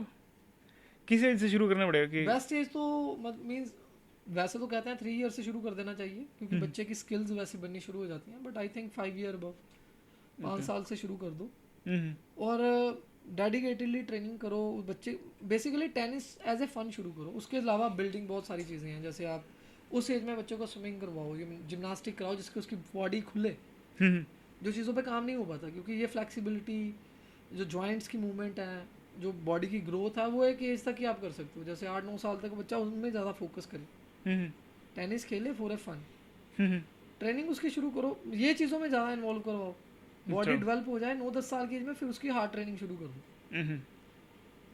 जो मेरा ओपिनियन है। मगर इन स्टेजेस में तो, जैसे मान लो आप कोई पेरेंट आता है आपके पास, वो कहता है कि मुझे तो अपने बच्चे को वो बनाना है, टेनिस में आगे पहुँचाना है, तो छोटी उम्र में ही आ जाता है वो, तो आप उसको क्या पाथवे कहोगे कि ये इस टाइम पे आपको ये करने की जरूरत है, इस उम्र में? तो सबसे पहले तो आपने भी बता दिया कि 9-10 की उम्र तक तो अपना अलग अलग, मतलब अपनी फिजिकल टेनिस को थोड़ा था सीख, और अपना दूसरे बाकी चीज़ों में भी फिजिकल डेवलपमेंट कर अपनी। खेलने से आपकी अलग अलग डिफरेंट तरह की सेंसेस बनती हैं। अब जैसे राफा फुटबॉल बहुत अच्छा खेलता है, फेडर स्कीन बहुत अच्छी करता है, नोवाक फुटबॉल बहुत अच्छा खेलता है, तो बस मीन्स टू से कि आपको हर गेम की ना एडवांटेजेस होती हैं, तो मल्टीपल गेम खेलने से आपके डिफरेंट सेंसेस बनी, वो आपको हेल्प करेंगे टेनिस में। और फिर किस एज में डिसाइड करके अब बस मेरे को अब इस पे ही फोकस करना है? 11, 10, 12 बेसिकली 14th के बाद आपका फाइनल स्टेज आ जाता है, जब आपको डिसाइड करना मेक एंड ब्रेक वाली सिचुएशन होती है। बिकॉज अगर आपको प्रोफेशनली इसको परस्यू करना है, फिर आपको देखो बड़ी सारी चीज़ें कंप्रोमाइज़ करनी पड़ेंगी, आपको ट्रैवलिंग करनी पड़ेगी, ट्रेनिंग हार्ड करनी पड़ेगी, स्कूल मैनेज करना पड़ेगा, स्टडी मैनेज करनी पड़ेगी। मैं ये नहीं कह रहा कि स्कूल छोड़ना पड़ेगा, स्टडी मैनेज करनी पड़ेगी। अगर 3 घंटे आपने पढ़, इतना बड़ा दिन है, अगर आप मैनेज अच्छे तरीके से कर लो, आप ऑर्गेनाइजेशन में थोड़ा सा बेटर हो जाओ, तो आप आराम से स्टडी भी इजीली अपनी कंटिन्यू कर सकते हो। तो बेसिकली वो एक सिचुएशन हो जाती है, फिर आपको थोड़ा स्पेसिफिक वे में काम करना पड़ता है, और अल्टीमेटली फिर आप उसमें अपॉर्चुनिटी होती है जूनियर्स अंडर 14 में आपको road to Wimbledon, road to Roland Garros. 16 में आपके पास एडवांटेज होती है कि आप अगर बढ़िया कर रहे हो तो जूनियर डेविस कप खेलने के लिए इंडिया को रिप्रेजेंट कर सकते हो, जो once in a while option है। इस जूनियर्स फिर अंडर 18 ITF टूर्नामेंट शुरू हो जाते हैं, जिसमें आपकी अगर टॉप 100 में रैंकिंग, इट्स मैंडेटरी अगर आपने ग्रैंड स्लैम प्लेयर बनना है। अच्छा। इंटरनेशनल रैंक, हम्म क्योंकि ग्रैंड स्लैम में एंट्री तभी मिलेगी अगर आप इंटरनेशनल रैंकिंग में टॉप 100 में हो, हम्म क्योंकि 128 का तो ड्रॉ ही होएगा, हम्म। तो आप कम से कम मेन ड्रॉ टॉप तक 100 तो में तो आना पहुंचना ही पड़ेगा। हम्म तो वो पॉसिबल तभी हो पाएगा कि अगर आप back to back ITF tournament खेल रहे हैं और ट्रैवलिंग कर रहे हैं और उसमें इतना फाइनेंस इन्वॉल्व हो रहा है, हम्म तो ऑब्वियस बात है, बात वहीं आ जाएगी कि without sponsor, without good infrastructure, without good team, nothing possible. क्योंकि इसमें पेरेंट्स की भी सपोर्ट उतनी चाहिए, hmm because it's a very fragile situation रहता है, क्योंकि उस टाइम पे आप 9th 10th में होते हैं हम्म। हाँ हाँ। और इधर से आपकी प्राइम टाइम ही होता है, आप 16 में भी बढ़िया कर रहे होते हैं, हम्म तो फिर वहाँ पे जो डिसीजन मेकिंग होती है, और यही डिफरेंस होता है मुझे लगता है कि जो गोल्ड मेडल लेते हैं और जो बाहर खड़े होकर क्लैप करते हैं, बस यही डिफरेंस होता है, क्योंकि वो चांस लेते हैं, हम्म बाकी सभी बस वेट कर रहे होते हैं कि यार अगर हो गया तो ठीक है, नहीं तो हम ये कर लेंगे। बस सिंगल माइंडेड ट्रैक चाहिए, और इसके लिए यही तभी पॉसिबल है कि अगर गवर्नमेंट आए, नहीं तो प्राइवेट प्लेयर आए, वो प्लेयर्स को स्पॉन्सर करें। जैसे US वगैरह में बड़ा है कि बड़े बड़े ब्रांड्स आते हैं, अच्छे पोटेंशियल प्लेयर को स्पॉन्सर कर देते हैं। वो कहते हैं कि खेलेगा वो आपके पास ही, इसकी ट्रेनिंग, इसकी ट्रैवलिंग पे जो खर्चा होगा वो हम पे करेंगे। जिस दिन ये सर्किट में पैसे कमाने शुरू करेगा, उस दिन के इसकी जितनी इनकम होगी उसका 1 या 2% या जितना भी परसेंटेज जो उनकी डील होगी वो लेंगे। और अगर 2-3 प्लेयर भी निकल जाते हैं, उनके पैसे पूरे हो जाते हैं। तो ऐसे ऐसे जो अपॉर्चुनिटीज़ हैं वो चाहिए प्लेयर्स को बेसिकली। मुझे नहीं लगता कि इनको कपड़े चाहिए, इनको ट्रैवलिंग चाहिए, इनको अच्छे टूर्नामेंट्स चाहिए। अब सपोज आप खेल ही बढ़िया रहे हो और आप अपने जोन में बेस्ट हो, then you have to move, अब और बढ़िया में जाइए, तभी बढ़िया होंगे। और वो बढ़िया होने के लिए या तो वो टूर्नामेंट यहाँ पे हो, नहीं तो फिर जो वो जहाँ पे वो टूर्नामेंट हो वहाँ पे जाइए। और वो हो रहे हैं यूरोप में। यूरोप में वीक मंथ में 4 टूर्नामेंट हो रहे हैं, हमारे पूरे ईयर में 8 टूर्नामेंट होते हैं। तो आप डिफरेंस समझ रही हो ना? तो ये कहीं 40 टूर्नामेंट एक साल में खेल रहे हो, एक पूरे साल में 6 या 7 टूर्नामेंट खेल रहे हो, तो ऑब्वियस ही बात है टॉप 100 में वही पहुंचेंगे, हम तो नहीं पहुंच पाएंगे। ये तो मतलब इसी से रिलेटेड आप आज के मान लो किसी टेनिस प्लेयर की स्ट्रगल्स को डिस्क्राइब करो। जैसे मान लो अभी कोई प्लेयर खेल रहा है, वो 21-22 साल का है, तो उसकी स्टोरी क्या होती है डेली की, और उसको क्या क्या स्ट्रगल्स वगैरह फेस करनी पड़ती हैं इंडिया में जैसे, और उसको कोई स्पॉन्सर्स वगैरह नहीं है। इंडिया में मेरा वही इंडिया में स्पॉन्सरशिप किस लेवल में मिलती है? टॉप 10 को मिलती है, जो मेंस में टॉप 10 या हर अब कोई भी कैटेगरी में टॉप 10 में बेसिकली स्पॉन्सर्स 2 तरह के होते हैं। एक तो होता है आपको ब्रांड रैकेट्स वगैरह स्पॉन्सर मिल जाते हैं, मैं वो नहीं कह रहा, मैं कह रहा हूँ कि ट्रैवलिंग भी स्पॉन्सर मिले, पूरा एक्सपेंस। हाँ। अब रैकेट साल के कितने रैकेट तोड़ दोगे यार? 4-6 लाख 1.5 लाख रुपए के रैकेट तो खुद भी खरीद लेंगे। साल में इतने हो ही जाता है, इतने रैकेट लगने, इससे ज्यादा तो कुछ नहीं होना। गट कितनी लग जाएगी, लो दो। जो बच्चा अपनी ट्रेनिंग पे महीने का 1 लाख रुपया खर्च कर सकता है, तो वो साल के 2-3 लाख रुपए के लिए नहीं रहने लगा। उसको चाहिए हैंडसम स्पॉन्सरशिप, मतलब कि एक बिग अमाउंट हो जिसमें वो टूर्नामेंट और ट्रेनिंग करे, डिफरेंट अकेडमीज में जाके, यूरोप में उनके कल्चर के साथ थोड़ा मिक्सअप हो। हमारे बच्चों को थोड़ा एक्सपोजर ही नहीं उस लेवल पे मिलता। हमारे मैं जो 21-22 साल का प्लेयर जो कह रहे हो, उसकी रूटीन सुबह वही है, सुबह उठेगा 3 घंटे टेनिस खेलेगा, अपना डाइट वगैरह मील लेगा, रेस्ट करेगा, शाम को फिर सेशन खेलेगा। वो रूटीन तो पूरी फॉलो कर रहा है, बट वो उसको वो एग्जीक्यूशन के लिए वो मैचेस में तो नहीं मिलने चाहिए ना, वो प्लेयर भी तो मिलने चाहिए। वो एज भी टाइम तो रुकेगा नहीं। अब 21-22 का था तो बढ़िया कर लिया, अब 23-24 में फिर प्रेशर आना शुरू हो जाएगा फैमिली का भी, भैया और बढ़िया करो, अब इतना फंड कहाँ से आएगा? तो मोस्टली क्या करते हैं प्लेयर, फिर ड्रॉप, फिर वो या सर्विसेज में चले जाएंगे, कोई गवर्नमेंट एग्जाम देंगे, उनमें निकल जाएंगे, तो उनको उधर से हेल्प हो जाती है। तो वो टर्न नहीं कर पाते ना ग्रैंड स्लैम की ओर, बिकॉज ग्रैंड स्लैम में टर्न करने के लिए आपको एक पीछे से सपोर्ट चाहिए ना, जो आपको बोले कि डोंट वरी, हम हैं, तू खेल, तू दिखा अपनी पोटेंशियल। और ऐसा एक को नहीं चाहिए, 50-100 को करो तो जाके 2-3 निकलेंगे ऐसे ही। इंडिया की टॉप एकेडमीज का क्या हाल है, और उनसे क्यों नहीं प्लेयर्स निकलते, या उनसे प्लेयर्स निकलते हैं दिखते नहीं? टॉप एकेडमी से प्लेयर निकलते कौन सी सबसे पहले टॉप एकेडमीज हैं कौन सी? अभी देखो इंडिया में जो भी एल्थोवॉल अहमदाबाद में है एकेडमी, अच्छी चल रही है। अच्छा। सानिया मिर्ज़ा चल रही है, ठीक है। हम्म, रोहन बोपन्ना की एकेडमी भी चल रही है, ऐसे ही महेश भूपति का भी सेटअप चल रहा है, हम्म, बट वहाँ से अभी तक प्लेयरों की कोई लाइमलाइट नहीं है। एल्तोवॉल बेसिकली जर्मनी का कोच है, अच्छा उसका सेटअप है यहाँ पे। अच्छा। तो बेसिकली जो वहाँ पे प्लेयर्स खेलते हैं हम्म, वो टूर्नामेंट भी उनके पास सिंथेटिक कोर्ट्स भी हैं, प्रॉपर है सेटअप, उनके प्लेयर्स खेलते हैं, फिर थोड़े टाइम वो जर्मनी जाके स्पेंड करते हैं, अच्छा। वहाँ सर्किट खेलते हैं। तो जो प्लेयर्स अच्छा कर रहे हैं हम्म, वो फिर उधर से मूव ऑन हो जाते हैं। अच्छा अच्छा। बट वहाँ से ऐसा कुछ नहीं, जैसे अमन दहिया अभी क्वालिफाई किया उसने रोलन गैरोस के लिए, अच्छा वो मेन ड्रॉ में होगा मैं मोस्ट, क्योंकि वो उसका रैंक था, वो अल्तोवल में खेल रहा। अच्छा। तो बेसिकली ऐसा नहीं है कि प्लेयर नहीं निकल रहे, जूनियर लेवल पे प्लेयर निकल रहे हैं, बट वट नेक्स्ट जूनियर हाँ, लेवल ये पे ये मिलेगा नहीं ना कुछ। एक ये फिनोमेना हो गया कि अपना देखो कि इंडिया से विंबलडन में जूनियर, शायद विंबलडन का ही जूनियर होता है शायद, ये दूसरे ग्रैंड स्लैम नहीं, से। ग्रैंड स्लैम इसका भी हर ग्रैंड स्लैम का जूनियर। हाँ, तो उसमें उसमें तो इंडियंस जीत रहे होते हैं, मगर फिर उसके बाद फिर जब सीनियर लेवल ट्रांजिशन की बारी आती वही है। तो कह रहा हूँ ना, अभी है। आप देखिए ना, अब रोलन गैरोस खेल लेंगे हम्म, तो एक बार अपॉर्चुनिटी मिली है ना। हम्म, आप कितने सिंपल सा बात है, आप कोई भी एग्जाम देते हो, जितनी बार दोगे आपका कॉन्फिडेंस उतना बढ़ता है, उसको क्रैक करने की प्रोबेबिलिटी बढ़ती है। हम्म, इंडिया में एक अमन दहिया खेल रहा है, हम्म, सपोज एक लड़का गया जूनियर ग्रैंड स्लैम खेलने के लिए, हम्म, अगर ऐसे 40-50 जाएंगे तभी तो जाके प्रोबेबिलिटी होगी ना कि 2-3 जाके बढ़िया खेलें। हम्म, अब टॉप 50 में अगर आप काउंट करें ना तो स्पेन के ही 12-13 प्लेयर होंगे, और टॉप 100 में 40 से 50 प्लेयर होंगे यूरोपियन होंगे जो। हम्म, तो प्रोबेबिलिटी आप देख रहे हो ना कि यूरोपियन की उनसे ही विनर्स प्रोबेबिलिटी। निकलने की। तो ऑब्वियस ही बात है, जब अब इंडिया से भी पता हो कि यार ग्रैंड स्लैम जूनियर्स के लिए 20 प्लेयर जा रहे हैं, तो प्रोबेबिलिटी होगी कि 4 प्लेयर पहुंचेंगे फाइनल सेमीफाइनल तक। हम्म, और ट्रांसमिशन क्या है, क्योंकि जूनियर जीतने के बाद जो एकदम चेंजेस आती हैं, हम्म, एक तरह एक्सप्लोसिव गेम हो जाता है। हम्म, अब आप राफा की जो इंटेंसिटी है, जो उनको देखें, उस लेवल पे फिर उनको गाइडेंस नहीं मिलती ना यहाँ पे। उस लेवल के उनको अब प्लेयर चाहिए नए नए खेलने वाले, वो नहीं मिलेंगे, बिकॉज आप तो बेस्ट हो गया रीजन में, आपसे बेस्ट है नहीं कोई, तो आपका एक बार लग गया। अब आपके साथ खेलने वाले बेटर होंगे, पर आपको करने के लिए भी तो बेटर चाहिए ना, तो उसके लिए आपको फिर मूव ऑन करना पड़ेगा। तो वो एक ही वे है, आप यूरोप शिफ्ट होंगे। वहाँ वो इतने टाइम से काम कर रहे हैं, उनके पास मेथड्स हैं, उनके पास उन्होंने नए वे निकाले हुए हैं कि अच्छा हम ऐसे भी कर सकते हैं, ऐसे भी कर सकते हैं। फिर टूर्नामेंट्स तो है ही, ऑब्वियस बात, जनरेशन खेल रही है। आज आज इधर आज।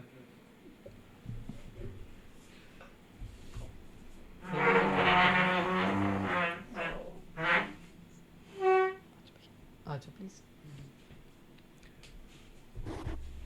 तो ये मेरा दोस्त है परव, क्लासमेट 5 साल से, और काफ़ी ख़ास दोस्त है मेरा, जिगरी यार है मेरा, और हमारे गुरुजी का सबसे पुराना शिष्यों में से एक है ये। और ये कितने टाइम हो गया टेनिस खेलते हुए? 10 साल। 14 में शुरू किया था? 2010 फिर 12 हो गया फिर तो। 12 साल। तो 12 साल से टेनिस खेल रही है, तो इसको फर्स्ट हैंड एक्सपीरियंस है जो अभी रोहित भैया ने डिस्क्राइब किया सारा। तो इसके साथ पर्सनली जो 21 साल का जो प्लेयर की ट्रेजेडी है, वो इसके साथ पर्सनली हुई है इसके साथ। ये बेटर बता सकता है आपको, क्योंकि हाँ। ये स्पार्ट से गो थ्रू हुआ है। अभी तो हाँ। इवन इसने कसम खाई है कि कुछ जगह पे ये टूर्नामेंट खेलेगा ही नहीं। हाँ। तो परव अपना एक्सपीरियंस शेयर कर रहा ये बेटर शेयर करेंगे आपके साथ। इंडिया में मतलब प्लेयर को क्या चाहिए, रीइंफोर्समेंट चाहिए प्लेयर को। हूँ। अगर कहीं वो जा रहा है दूर टूर्नामेंट खेलने, उसका इंडिया में ही खेलने का एक टूर्नामेंट का एक्सपेंस 20 से 25 हज़ार रुपये है पर टूर्नामेंट का, एक टूर्नामेंट खेलने का। और उस टूर्नामेंट को जीतने के पूरा हफ्ता आप रुकते हो, जीतने के आपको मिलते हैं 10,000 रुपये। तो 15,000 तो आप नेट लॉस में ही हो अगर आप जीत भी जाते हो। अब ये कोई गारंटी नहीं है कि आप हर टूर्नामेंट जीतोगे। और वो भी सिर्फ 10,000 तो सिर्फ विनर को मिलेंगे। सिर्फ 10,000 सिर्फ विनर को मिलेंगे ना। और पर आपके एक्सपेंसेस तो उतने ही होने ऑलमोस्ट। अगर आप फाइनल्स में भी हार गए, आप रुके तो एक हफ्ता ही हो, और आपको एंड में मिलेंगे सिर्फ 5,000। आपके पैसे तो उतने ही लगेंगे। तो एक तो रीइंफोर्समेंट नहीं है। मेरे बहुत सारे दोस्त छोड़ गए, बाहर चले गए, क्योंकि है ही नहीं, कुछ मिलता ही नहीं। क्या क्यों खेलें भाई। और फिर जगहें तुम देखोगे, बेसिकली इंफ्रास्ट्रक्चर इतना मतलब स्टोरी बताइए अपने बता उसकी, भी नहीं सकते ना, वो अच्छा भी नहीं लगता कि चलो मतलब स्पेसिफिक जगह नहीं डिस्क्राइब कर, मतलब अगर बता अगर वहाँ पे क्या हुआ था। ऐसी ऐसी अकेडमीज हैं, लाइन टेढ़ी लगी हुई हैं, कोर्ट की डायमेंशंस ही नहीं ठीक, हम्म, कोर्ट एक साइड से बड़ा एक साइड से छोटा है, और फिर नेट में टेढ़ा भी है, छेद ऐसा कुछ भी है। टेढ़ा घास उगी हुई है वो तो चलो, फिर नेट इतने फटे हुए हैं कि आपको पता नहीं लगता कि बॉल बीच में से आई है कि ऊपर से आई है, इसी बात पे डिस्प्यूट हो जाता है। और ये भी अलग है, और कुछ अकेडमीज तो इतनी दूर हैं, आप अपनी व्हीकल अगर आपके पास नहीं है तो वहाँ पहुँचना इम्पॉसिबल पहुंच ही नहीं सकते। और मुझे ये नहीं समझ आती कि उनको टूर्नामेंट मिल रहे हैं बैक टू बैक। इन्हीं चीज़ों के लिए तो मैं कह रहा हूँ ना, एसोसिएशन को थोड़ा एक्टिव रोल प्ले करना चाहिए। कुछ अकेडमीज ऐसी हैं जहाँ पानी की फैसिलिटी नहीं है, दैट इज एसेंशियल थिंग है, वो तो बेसिक ज़रूरत है एक बंदे की। बहुत सारी अकेडमीज में वाटर कूलर नहीं है, पानी की फैसिलिटी नहीं है। 10 रुपए की बोतल 20 की बेचते हैं, फिर आप एक प्लेयर ने कम से कम 4 से 5 लीटर उसे पानी का इंटेक चाहिए दिन का, और वही अगर पानी पे 200 रुपये खर्चेगा तो फिर दूसरों में क्या एक्सपेंसेस होंगे, फिर उसका रहने का खाने, बेसिकली टेनिस प्लेयर वो डाइट भी तो अच्छी चाहिए ना उसको, रिकवरी के लिए भी तो उसको कुछ चाहिए, वो तभी पॉसिबल हो पाएगा ना अगर ये सारी चीज़ें ठीक वे में काम करेंगी। अब गाड़ी तो हमारे पास मर्सिडीज है, पर उसके टायर खराब है, थोड़ी सी उसकी अलाइनमेंट भी बिगड़ी हुई है, थोड़ा उसका इंजन का काम भी होने वाला है। और उसका कोचेस का क्या हाल है अभी, मतलब अगर आप कोच के साथ travel, coaching in India is good, मतलब ये नहीं है कि कोचेस कुछ गलत करा रहे हैं कुछ ऐसा। अब हम बात कर रहे थे, अभी आप लोग यूरोप की बात कर रहे थे, यूरोप में जनरेशन्स खेल रही हैं एक जगह पे, तो जहाँ पे 130 सालों से ग्रैंड स्लैम हो रहा, विंबलडन इस साल 131 होगा, 130 सालों से ग्रैंड स्लैम चल रहा है, लोग वहाँ पे 2-2 दिन लाइनों में लग के टिकटें खरीद रहे हैं। वहाँ पे किस लेवल का जुनून है आप इमेजिन नहीं कर सकते। लोग वहाँ ठंड में अपनी ब्लैंकेट अपनी चेयर्स लेके आए हुए हैं, और रात को 1 बजे की लाइन में लगे हुए हैं कि सुबह 8 बजे विंडो खुलेगी, तब लाइन शुरू होगी और तब टिकटें मिलनी शुरू होंगी। तो ऑब्वियसली वहाँ से निकलेंगे प्लेयर्स। वो पैशन देख रहे हो ना, पैशन कितना ऑडियंस में, सिर्फ प्लेयर्स तो आर मोर डेडिकेटेड ना, ऑडियंस में ही देखने का उन्हें। अब हमने इंडिया नंबर 1 को नहीं खेलते देखा, फेडरर नडाल तो चलो भूल ही जाओ, लाइव। और एक बच्चा जहाँ पे टूर्नामेंट हो रहा है वहाँ पे बॉल बॉय है, 10 साल पहले नडाल के मैच में बॉल बॉय है, अब 10 साल बाद उसने नडाल ही हरा दिया, शापोलोव। इटालियन नहीं, रशियन, नो कनाडा। अच्छा ठीक है। फर्स्ट टूर्नामेंट मॉन्ट्रियल में खेला था। वो कितनी इफेक्ट करती हैं चीज़ें, आइडल ही नहीं है कोई। बेसिकली आपका ब्रेन साइकिल ऐसे ही काम करता है ना, मतलब अब बच्चों के लिए आइडल कौन होगा, मैं आऊँगा, ये होगा। अब अगर वो उसने देखा ही, अब सपोज उसने देखा ही है नडाल को खेलते, तो वो इमेजिन कर सकता भैया ये इतने फास्ट है ये, तो मैं इतना तेज काम करना है मुझे। आप समझ रहे हो ना, आप स्पीड सेट करते हो ना, एक मतलब ये बेंचमार्क है मुझे ये अचीव करना है या इससे ऊपर पहुंचना है। अब उसने मैक्सिमम देखा ही क्या है, तो उसी हिसाब से अपना बार सेट करें। में दिमाग में प्लानिंग शुरू होती है। आपको कुछ भी अचीव करना है, हम बिल्डिंग बनाते हैं, सबसे पहले नक्शा बनता है, यहाँ पे नक्शा ही नहीं बन रहा, प्लेयर को पता ही नहीं है कि उसको किस लेवल तक जाना है। और जो आप बात कर रहे थे कि रोड मैप, मुझे लगता है कि road map it's a responsibility for the association, कि जो करना, अब सपोज यहाँ पे हम डिग्री करते हैं, आपको एक रोड मैप मिलता है ना कि भैया 10th के बाद आप ये करेंगे, ये फील्ड रहेंगे तो ये स्ट्रीम में इधर जाएंगे, मेडिकल लेंगे तो ये स्ट्रीम में इधर जाएंगे। बट टेनिस में ऐसा कुछ है ही नहीं, अंधेरे में तीर छोड़ने वाली बात है। अब कौन अपने बच्चों को ऐसे जोकेगा, जो साल का, मेरे ख्याल ये हिसाब लगा रहा था अभी 30-40 लाख रुपया खर्च चुके हैं, 40 लाख रुपीस खर्च चुका है अभी 25 साल का। घर वाले अच्छे कहते हैं कि 40 लाख वैसे तुझे देके कहीं सेटल ही कर देते, इन्वेस्ट कर लेते तो इतना रिटर्न ही आ जाता जितना तूने, जितना ये तो अभी वो था जो काउंट हो गया, जो नहीं हुआ वो भी छोड़ दो। तो आप ये समझ सकते हो ना क्यों कर दिया, क्योंकि जुनून था ना। पर वो सबसे बड़ी बात कि इंडियन पेरेंट्स ज्यादा कुछ वो नहीं कर रहे, नहीं वो है भी नहीं है ना। आप पर कैपिटा देखो ना, इन्फ्लेशन के हिसाब से तो इतनी इनकम भी नहीं है हर किसी की जो अफोर्ड कर ले, वो भी है। अब जो अफोर्ड कर रहे हैं वो बच्चों के जुनून के लिए कर रहे हैं, बट आगे जाकर उनको नजर नहीं आता, और वो एंड में ये कह देते हैं कि टेनिस इंडिया के लिए नहीं है, क्योंकि तो महंगा बहुत है, नहीं है ना। अब यही तो रिस्पॉन्सिबिलिटीज हैं एसोसिएशंस की, कि वो गाइड करें कि भैया अच्छा इस वे पे जाके आप ये कर सकते हो। अब ऐसे काम कैसे जाओगे करती है आईटा, काम कैसे करती है, मतलब कि इसमें इसमें रिक्रूटमेंट कैसे होती है और वो लीडर उनका- कौन है इनका? कोई ऐसा नहीं, आर के खन्ना स्टेडियम पे अनिल खन्ना अभी है मेरे ख्याल से प्रेसिडेंट। अच्छा। तो बेसिकली ये वो ही उन्हीं का मैटर तक है ना, तभी तो कह रहा हूँ ना, इसको पब्लिक प्लेटफॉर्म पे भी लेके आए ना, तभी तो पता लगेगा। जैसे बीसीसीआई है, हम्म अब इसका पता ही नहीं है, हम्म हमें नहीं पता। मैं इतने साल से टेनिस में कर रहा हूँ, उनको मेरे बारे में नहीं पता कि भाई 10-12 साल से किसी बंदे ने अपनी जिंदगी दे दी है गेम में, नेशनल लेवल तक के उसने प्लेयर निकाल दिए हैं जो 12 रैंक पे खेल रहा है, मतलब कुछ बढ़िया ही होगा, और वो भी जलंधर में कर रहा है, कोई दिल्ली बॉम्बे से नहीं निकाला। तो वो मुझे नहीं जानते अभी तक, तो मैं उनको तो देखो, आप इतना गैप अगर हम में ही है, वही तो कह रहा हूँ ना, team game, it's a team work. और जितनी देर तक हम एक जगह पे इकट्ठे होके बात ही नहीं करेंगे, कुछ समझ नहीं आएगी, थॉट लेंगे ही नहीं, तो चेंज तो देखो युग पुरुष थे स्वामी विवेकानंद जी, वो उनका कहना था कि let the Nobel thoughts come from everywhere. तो अब आप लेने के लिए तैयार हो, कुछ हम भी लें, कुछ आप हमें बांटो, हमें भी पता लगे, हम भी बच्चों को कुछ बताएं नहीं आगे, भैया आप ऐसे भी कर सकते हो, पेरेंट्स को ये बता सकें कि जरूरी नहीं है कि फ्यूचर अगर प्लेयर बनेगा तो भी है, हो सकता है कॉलर टेनिस में बढ़िया कर ले। जैसे अब काफ़ी ट्रेंड चला पिछले 4-5-6 साल से हम देख रहे हैं कि काफ़ी बच्चे रिक्रूट हो रहे हैं कॉलेज टेनिस के लिए, यूएसटीए के लिए, अच्छा, कि उनको यूएस के कॉलेजेस में स्कॉलरशिप मिल जाती है और वहाँ पे अपना टेनिस के साथ साथ स्टडी। इंडिया के बच्चे? इंडिया के बच्चे। मतलब उसके अलावा भी हम चाहते हैं कि टेनिस में अपॉर्चुनिटी हो, कि टेनिस इज़ फॉर लाइफ। अब इंडिया में क्या होता है, या तो प्लेयर बनेंगे या छोड़ देंगे, यहाँ छोड़ देंगे। अगर वो रहते ही है ना फील्ड में, तब आगे वाली जनरेशंस को फायदा होगा। अब वो प्लेयर जो इंडिया वही में फिर वही छोड़ ही देते हैं, तो इंफ्रास्ट्रक्चर फिर वाली बात back to we get to square one, फिर जीरो से शुरू करना पड़ेगा। को कंपाउंड हो ही नहीं रहा। कंपाउंड तभी होगा ना जब जनरेशंस आफ्टर जनरेशंस लगी रहेंगी, बड़े प्लेयर छोटे प्लेयर्स को बताएंगे कि क्या करना है। अब रिसेंटली एग्जांपल देता हूँ, एल्कराज का कोच कार्लो फरेरो, जेसी फरेरो, जॉन कार्लो फरेरो, वो खुद ग्रैंड स्लैम चैंपियन है, तो उसने प्लेयर निकाला। अब जो उसका कोच था वो भी खेला होगा कुछ ना कुछ।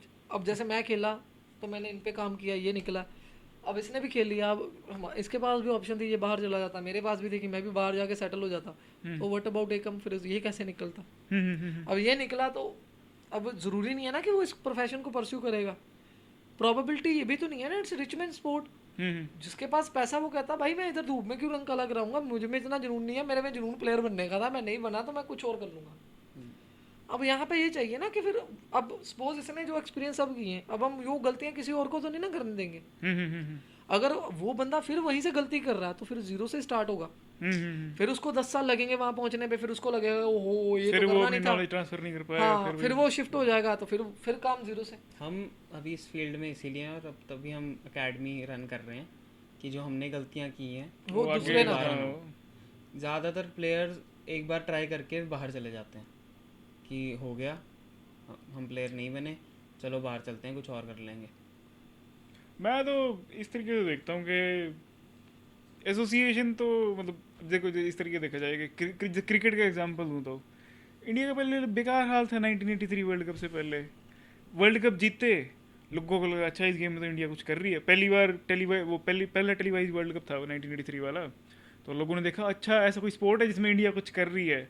और ये मतलब 24 साल ही थी उस वक्त जब कपिल देव जीता, तो लोगों को लगा अच्छा तो वो स्टार बना, फिर उसके बाद फिर दूसरे लोगों का वो हीरो बना, फिर उसके बाद फिर बीसीसीआई को लगा कि अच्छा इतने लोग इंटरेस्ट दिखा रहे हैं अब तो हमें भी कुछ करना पड़ेगा, फिर उसके बाद धीरे धीरे फिर उससे मतलब इंडिया का मेन जो मैं मानता हूँ कि वो शुरू हुई है, रेनेसांस जो शुरू हुआ है वो 2008 के आईपीएल के बाद हुआ है। हाँ, आईपीएल ने बहुत चेंज दिया, बिल्कुल सही बात है। ऐसी ही लीग हम प्लान करने की ट्राई कर रहे थे पीछे, अभी मुंबई में 2 लड़के हैं, एक कोच है और एक उसका फ्रेंड है, जैसे हम दोनों ही हैं, उन्होंने लीग शुरू की थी अभी, मुंबई प्रीमियम लीग करके जो हुई है, जो प्लेयर्स खरीदे हैं उसमें थोड़ा सा इनिशिएटिव मिला, बट वो भी छोटे लेवल पे है ना, बिकॉज उसको जितनी देर तक उस लेवल का इन्वेस्टर नहीं मिलेगा, उसमें फिल्म स्टार आए हैं, सेलिब्रिटी ऐड हुए हैं, उसी का तरीका है कि एसोसिएशन की वेट ना करो, खुद ही क्रिएट करो।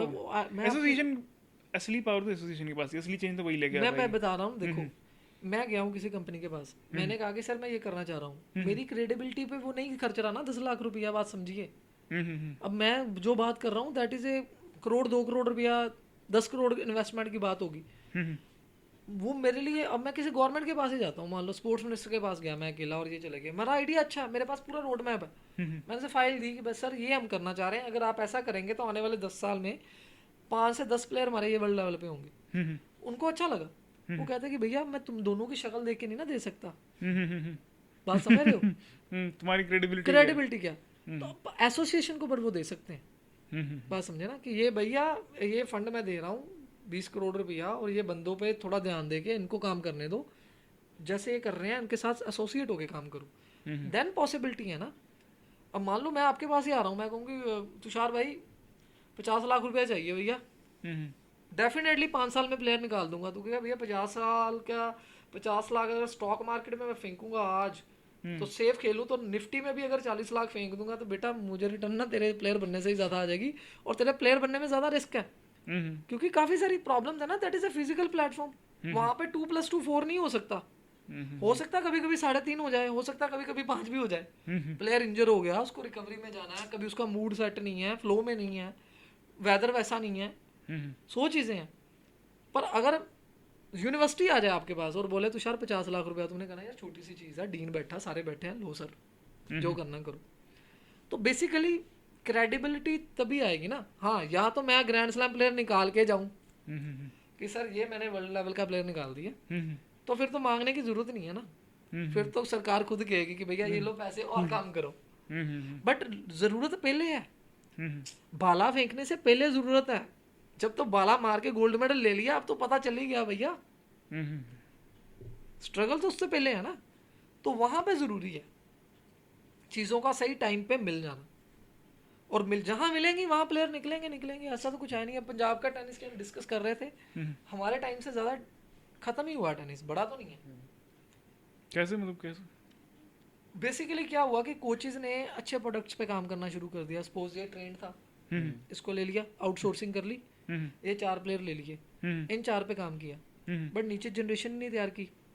अच्छा, अब ये सारी जनरेशन पास आउट तो होनी थी ना, अब स्कूल खाली हो गए सारे, अब किसी के पास बच्चे नहीं है, गर्ल टेनिस 0, हम ट्राई कर रहे हैं कि गर्ल्स टेनिस को रिवाइव करें, आज हमारे पास 10-12 लड़कियां खेल रही हैं और अच्छा खेल रही हैं, तो हम उनको कन्वर्ट कर रहे हैं कि वो आईटा में भी एसोसिएट हों, आईटा के टूर्नामेंट्स में भी पार्टिसिपेट करें, और वी विल ट्राई कि आने वाले 2-3 महीनों में खेलेंगे। शायद पर बता रहा था कि अपना इनके फीमेल के बंद कर दिए, हाँ 1 लाख के टूर्नामेंट्स तो हो रहे हैं, बट हमारी एकेडमी सिर्फ ऐसी है जहाँ पे फीमेल्स और मेल्स की रेशियो, बॉयज़ और गर्ल्स की रेशियो सेम है, बाकी ज़्यादातर टेनिस एकेडमीज में सिर्फ लड़के खेल रहे हैं, लड़कियां बहुत कम है।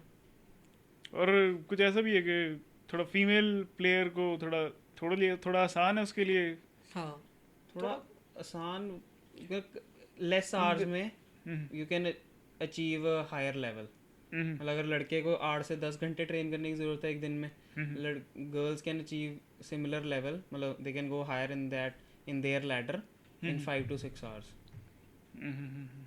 बाकी बात ये नहीं है उस लेवल पे, जब वो कंपटीशन में तो सारी चीज़ें सेम ही हो जाती हैं, बट एट द एंड आप देखिए ना, अब लड़कियों को वो माहौल भी तो चाहिए ना, ऐसे अच्छे इंफ्रास्ट्रक्चर भी तो चाहिए ना, जहाँ पे पानी की, वॉशरूम की अच्छी फैसिलिटी ना हो, आप कैसे भेज सकते हैं वहाँ पे? यही तो रीज़न है बच्चों के ख़त्म होने के, गर्ल्स नहीं आ रही अकेडमीज में सेपरेट वॉशरूम्स नहीं है बॉयज़ गर्ल्स के, ये तो बेसिक चीज़ें नहीं है ना, बट पानी की फैसिलिटी नहीं है जहाँ पे, वहाँ पे आप कैसे एक्सपेक्ट कर सकते हैं कि वो वॉशरूम भी डिफरेंट बनाएंगे? और एक कमाल की चीज़ ये है कि ये तो मतलब पैसे वालों का गेम है, तो इसके लिए तो मतलब वो होना चाहिए, इसमें तो पैसे लगाने वाले हैं, मतलब कि गेम खेलने को तैयार है, आप ही कह रहे थे कि लाख रुपए लगाने को तैयार है हफ्ते का, तो वो क्या, तो अभी तो उसने जो लगा रहा है उसने एकेडमी बनाई है ना, फिर उसके इनिशिएटिव, उनके पेरेंट्स, उसकी फैमिली के इनिशिएटिव की वजह से हमने एकेडमी बनाई है, बट रीजन ये है कि इतने कितने और हैं, अगर वो अकेला था, अगर ऐसे 10 मिल जाए तो कितना बड़ा प्रोजेक्ट हो सकता था। क्यों? रीजन ये है क्योंकि जब आप एसोसिएट ज्यादा लोग होते हैं तो फिर सभी कहते हैं कि मैं, सभी सियाने हैं ना, मैं यही कह रहा हूँ कि भैया एक चांस दो आप, जैसे हमने कहा कि कोचिंग एसोसिएशन बनाए, उसमें क्या कि सभी कह रहे हैं कि मुझे ज़्यादा पता, मैं कहा जी आप सबको ज़्यादा पता, आप बनो प्रेसिडेंट, 1 साल का चांस देते हैं, करो काम, 2 साल के लिए बनो, 3 साल के लिए बनो, लाओ चेंज, 3 साल बाद अगर आप ना कर पाओ, नए बंदे को चांस दो। मतलब सबसे पहले तो बेसिक ऑर्गेनाइजेशन को ठीक करो, ये ग्रास रूट लेवल से काम होगा ना। अगर गलियां साफ हो, अब घर की हम चाह तो रहे हैं कि भैया देश स्मार्ट सिटी बन जाए, लोगों से बनेगा ना स्मार्ट। लोगों की सोच अगर वहाँ पे अगर अगर हमारी सोच होएगी अच्छा करने की तो अच्छा ही होगा। अब मैं वो कर रहा हूँ कि मैं अपना कचरा किसी घर दूसरे वाले के घर के सामने फेंक रहा हूँ, तो वो कोई सफाई नहीं हो रही। सोल्यूशंस तो बहुत सारे हैं, वही टीम की। अब लोग बाहर जाके यूरोप में जाके महीने के 3 से 4 लाख खर्चने को तैयार हैं, बट अब उन्हीं पेरेंट्स को अगर हम कहें ना कि 1-1 लाख डालो, हम यहीं पे टूर्नामेंट करा देते हैं, उसके लिए नहीं कोई मानेगा। और कहीं ना कहीं मुझे लगता है उनका पॉइंट ऑफ पॉइंट व्यू भी भी सही है ठीक कि है। एक्सपोजर के लिए जाना है, सिर्फ टेनिस नहीं, घूमना हो जाएगा, एक्सपोजर होगा, बाहर यूरोप देख के आएंगे, उनका पॉइंट भी ठीक है। बट वही ना, अगर टीम बिल्डिंग आ जाए, उतनी हमारी टीम पेरेंट्स की कोचेस की स्ट्रांग हो जाए, तो हम एक ITF टूर्नामेंट कराने का खर्चा है 15 to 18 lakhs। एक एक टूर्नामेंट का, और ऐसे 20 खेलने की जरूरत है अगर वर्ल्ड लेवल का प्लेयर निकालना है तो। वो भी मतलब कह रहे हैं निकलेगा, इसकी कोई गारंटी नहीं है। चांसेस मतलब उससे चांस बनेंगे, हाँ, उसके उससे बिना तो chance- चांस ही उसके नहीं अलावा है। तो पॉसिबल ही नहीं है। और इसके बिना बात बन ही नहीं सकती, और वो ये बात तभी बन सकती है जब ये एसोसिएट होंगे सभी।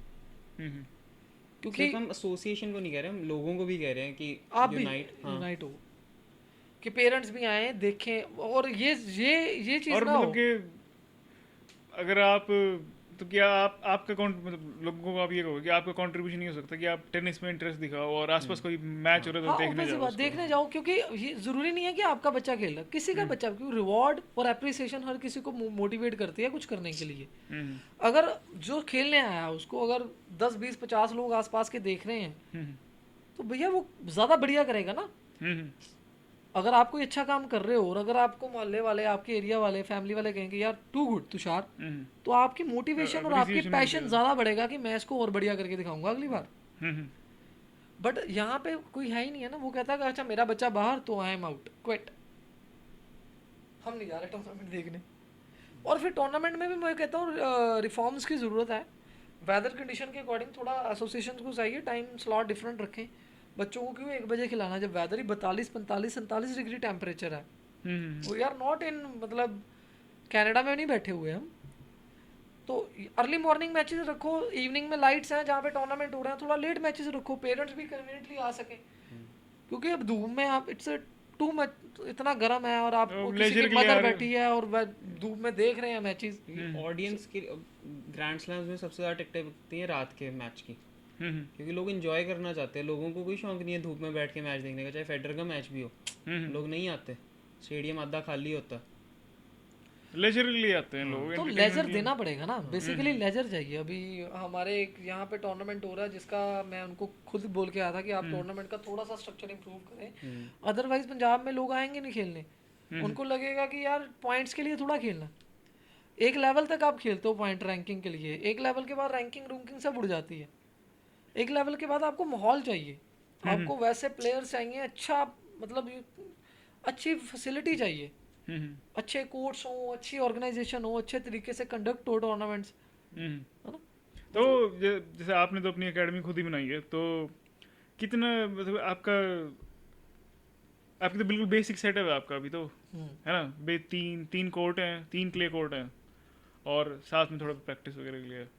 तो उस सेटअप वगैरह का कितना खर्चा है, और मतलब किसी उसको जानना होगी हाँ मेरे को शुरू करना है, बताओ कितना खर्चा होएगा, अराउंड मतलब और कितना टाइम लगेगा, और क्या क्या प्रॉब्लम्स क्या क्या आती हैं, मतलब पूरी जर्नी क्या होगी पूरी जर्नी ये है कि हमने भी ऐसे ही पूछ के सर्च करके ट्राई किया, 20 से 25 लाख खर्चा हुआ 3 कोर्ट बनाने का, 3 कोर्ट बनाने का।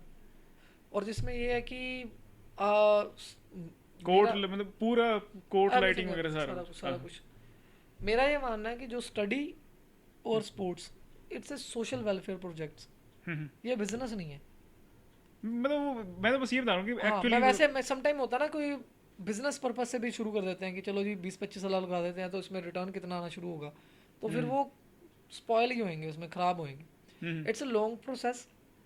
इसमें जब रिवर्ट आएगा तो फिर काफ़ी ज़्यादा ही आएगा डबल ट्रिपल के साथ, but it will take time, क्योंकि ये लोग ये वो पता चला कि इतना लगाना है, उसके बाद चलो वो बात ही देखी जाएगी, इतना लगेगा। उसके बाद आपको मेंटेनेंस जो है मंथली, मतलब वो अगर क्ले कोर्ट्स बना रहे हो तो मतलब मिनिमम 20-25 हज़ार मंथली मेंटेनेंस ही है उसकी। अच्छा। क्योंकि क्ले वेदर कंडीशन से हवा चलेगी, क्ले उड़ेगी, क्ले डलनी है, पानी चाहिए उसको, प्रॉपरली सारी चीज़ें चाहिए। तो मतलब ये फेस करनी पड़ेंगी ये सिचुएशंस। फिर कवर्ड कोट नहीं और है। कितना टाइम लगता है बनने में? मतलब आज मैंने 3 मिनिमम, अगर अच्छा काम करने वाले बंदे हैं आपके पास और आप डेडिकेटेडली काम कर लो तो 3 से 4 महीने में कोट्स तैयार हैं आपके? कोट में एवरीथिंग, अच्छा, पूरा सेटअप तैयार है। फेंसिंग वगैरह, फेंसिंग सब कुछ। वॉशरूम सब कुछ।